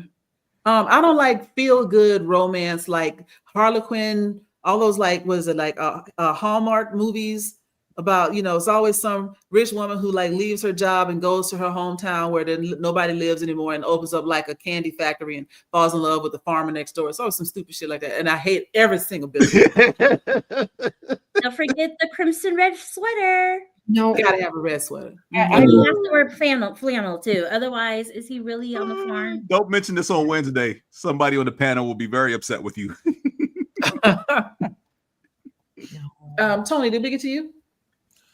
Well, I gotta switch it up now because I was gonna say McLean myself. Oh, you're welcome. Let's go. I don't even remember the name of his character right now, but let's go with Denzel Washington and the preacher's wife. Oh, okay, the angel. Okay. Okay. I never saw that either. Oh my God. All right, I gotta read his name was Dudley. Dudley the angel. Dudley the angel. Oh, Nightmare Before Christmas. That's my favorite movie. Right. Oh, it could have been Oogie Boogie. Or Yukon Cornelius. Mm. Oh yeah, that's funny. That's funny. Now I gotta Google Yukon Cornelius. It's from a very, very good Christmas movie. I'm Googling it because you guys are playing. Oh yeah, I learned something new. Like before we did this podcast, all those claymation Christmas movies we all grew up watching are technically anime because the studio was in Japan where they did all the animation for the claymation. Oh, cool! I didn't know that. Nice. So Heat Miser is anime. I love it. Yes. Rudolph. Yeah. Nice. Chicken What's Raw. Nightmare Before Christmas is anime? No, not that. Even That's older Tim Burton stop joint. motion stuff like I love Rudolph. that Heat Miser song. I'm Mr. Heat Miser. I'm Mr. Green Christmas. I'm Mr. 101. The only reason I know that song is because of the George Clooney Batman with Arnold Schwarzenegger, and he was like in his ice lair, and that was like playing on the Batman TV. and Robin. Yeah. Yes. Oh, that's another movie I like to watch during Christmas for some reason. That movie is horrible. I was It's 7 when it terrible, came but it's out. so good. I don't care. I was about to say he was a kid. I only watched for the sky surfing scene and I immediately turned it off. What I just movie? like colors. Batman. Batman Forever. Oh yeah, Batman and Robin. Oh. For some reason, I watch Harry Is that Potter. Batman Forever, movies Batman and Christmas, Robin. too. I don't know the titles, but the third one. They're all bad. Yes. Well, no, the first two are good.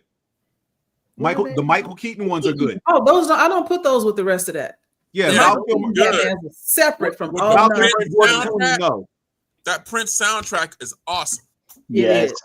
Ashley won Ashley won tickets to go see the premiere here in Atlanta and got the soundtrack from calling in on V103 back in the day. Nice. That's a fond memory. Mm-hmm. The fond memory was taking that CD home that evening and playing the entire soundtrack, doing some very adult activities. Word. I still remember it fondly to this day. Is that why you have 4 daughters? Wow. There, but yes. 1, 2, 3, 4.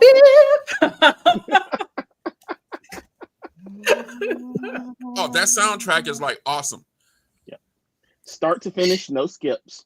Mm-hmm. And you get to like change rhythms with each song. Awesome. So other news. I'm surprised you didn't pick Riley Freeman from A Very Boondocks Christmas when he was a Santa stalker, James. Oh yeah, that would have been a good one too. I mean, That was funny. nah. I mean, because all he did really was just write the letter to Santa telling him he's going to pay what he owed. Yeah, but that sounds like you, like just never giving up and chasing. Actually, it doesn't. It sounds more like somebody else in this panel.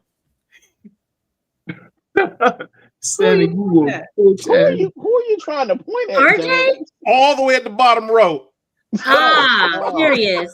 Yeah.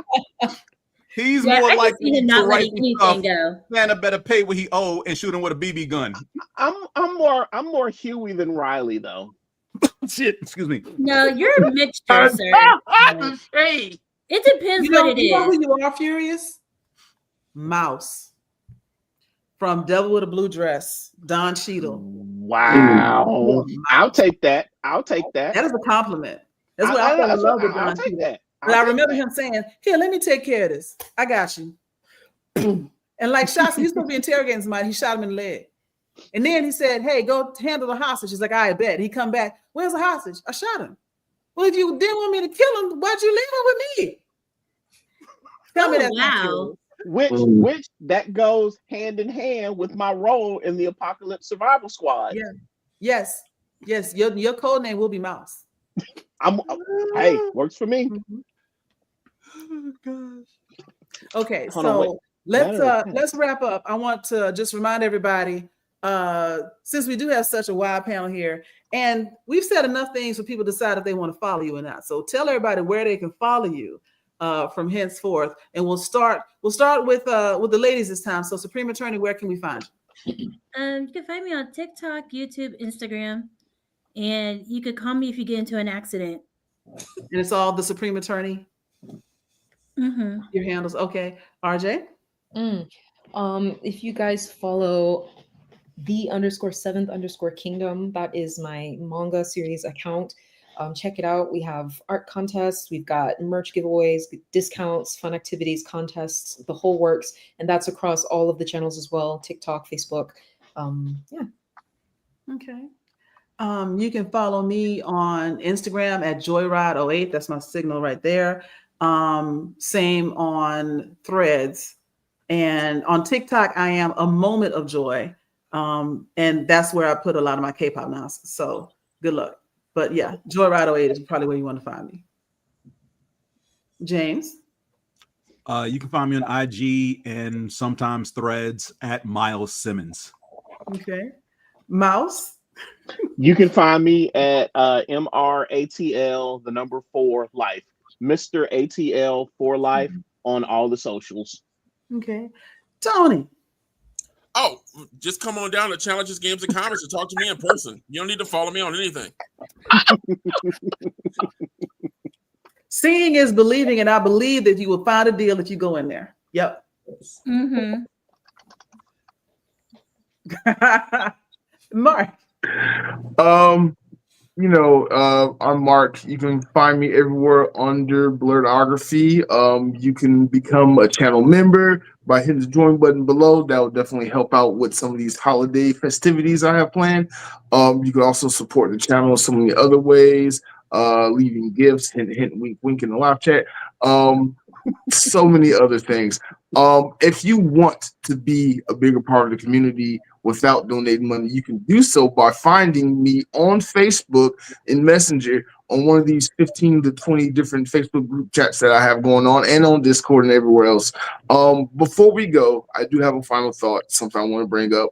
In the last week, the Black Nerd cosplay community lost someone very special, Squid Kid. The holidays is really rough on a lot of people. I know the holiday time is suicide rates usually go up. If you need someone to talk to, if you are depressed, if you're going through anything, feel free to reach out to anybody here. Like everybody here, huge in the Black nerd community. No one wants to see another Black shining star go dim because of mental illness, because of stress, because of racism, because of whatever the case may be. If you are going through something, reach out to somebody, because we are a community that support each other. And going forward, especially with Blerdography, we're going to make sure that no cosplayer ever feels like that, to ever have to want to go through that. But didn't want to end the show on a sour note, but I just wanted to bring that up because that was something that's definitely been big on my heart, big on my mind. I've been following a lot of content creators who have been talking about it. And I just want to just respectfully give my 2 cents. Cosplays for everybody. I don't care how you spend your money, who you cosplay as. You have the right to do it, and no one should stop you from doing what you want to do. Mm-hmm. And on that note, that's the show. We'll see y'all next week. Next week, we'll be back again with the Supreme Attorney. She's taking over Blerdkast Live. She's doing something very, very fun. So if you follow her and you know what her whole shtick is, next Monday is going to be a very entertaining episode of Blerdkast Live. But until then, I'll see you when I see you.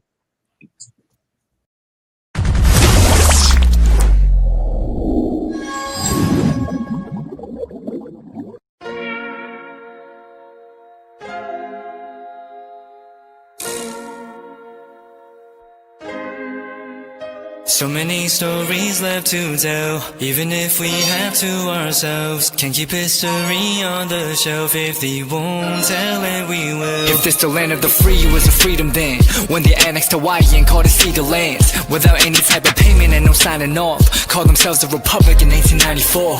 1.2 million acres overtaken from the native Hawaiians. When they resisted, the West retaliated in violence and erasure. The Hawaiian language is banned as part of colonialism's plan to expand, yeah. Stuck between a rock and a hard place. Multiple bombings of Kaho'olawe as a part of their ongoing war with Asia. Used it as a place for target practice. No consent or compensation. Colonizers call for annexation.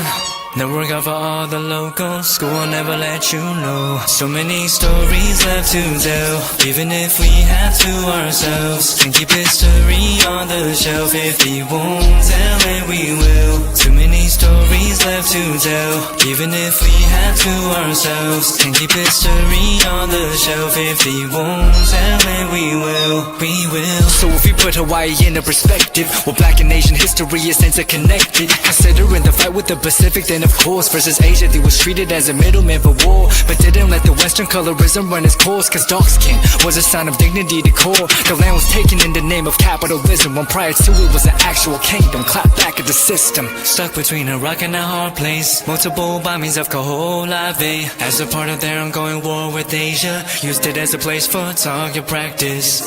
No consent or compensation. Colonizers call for annexation.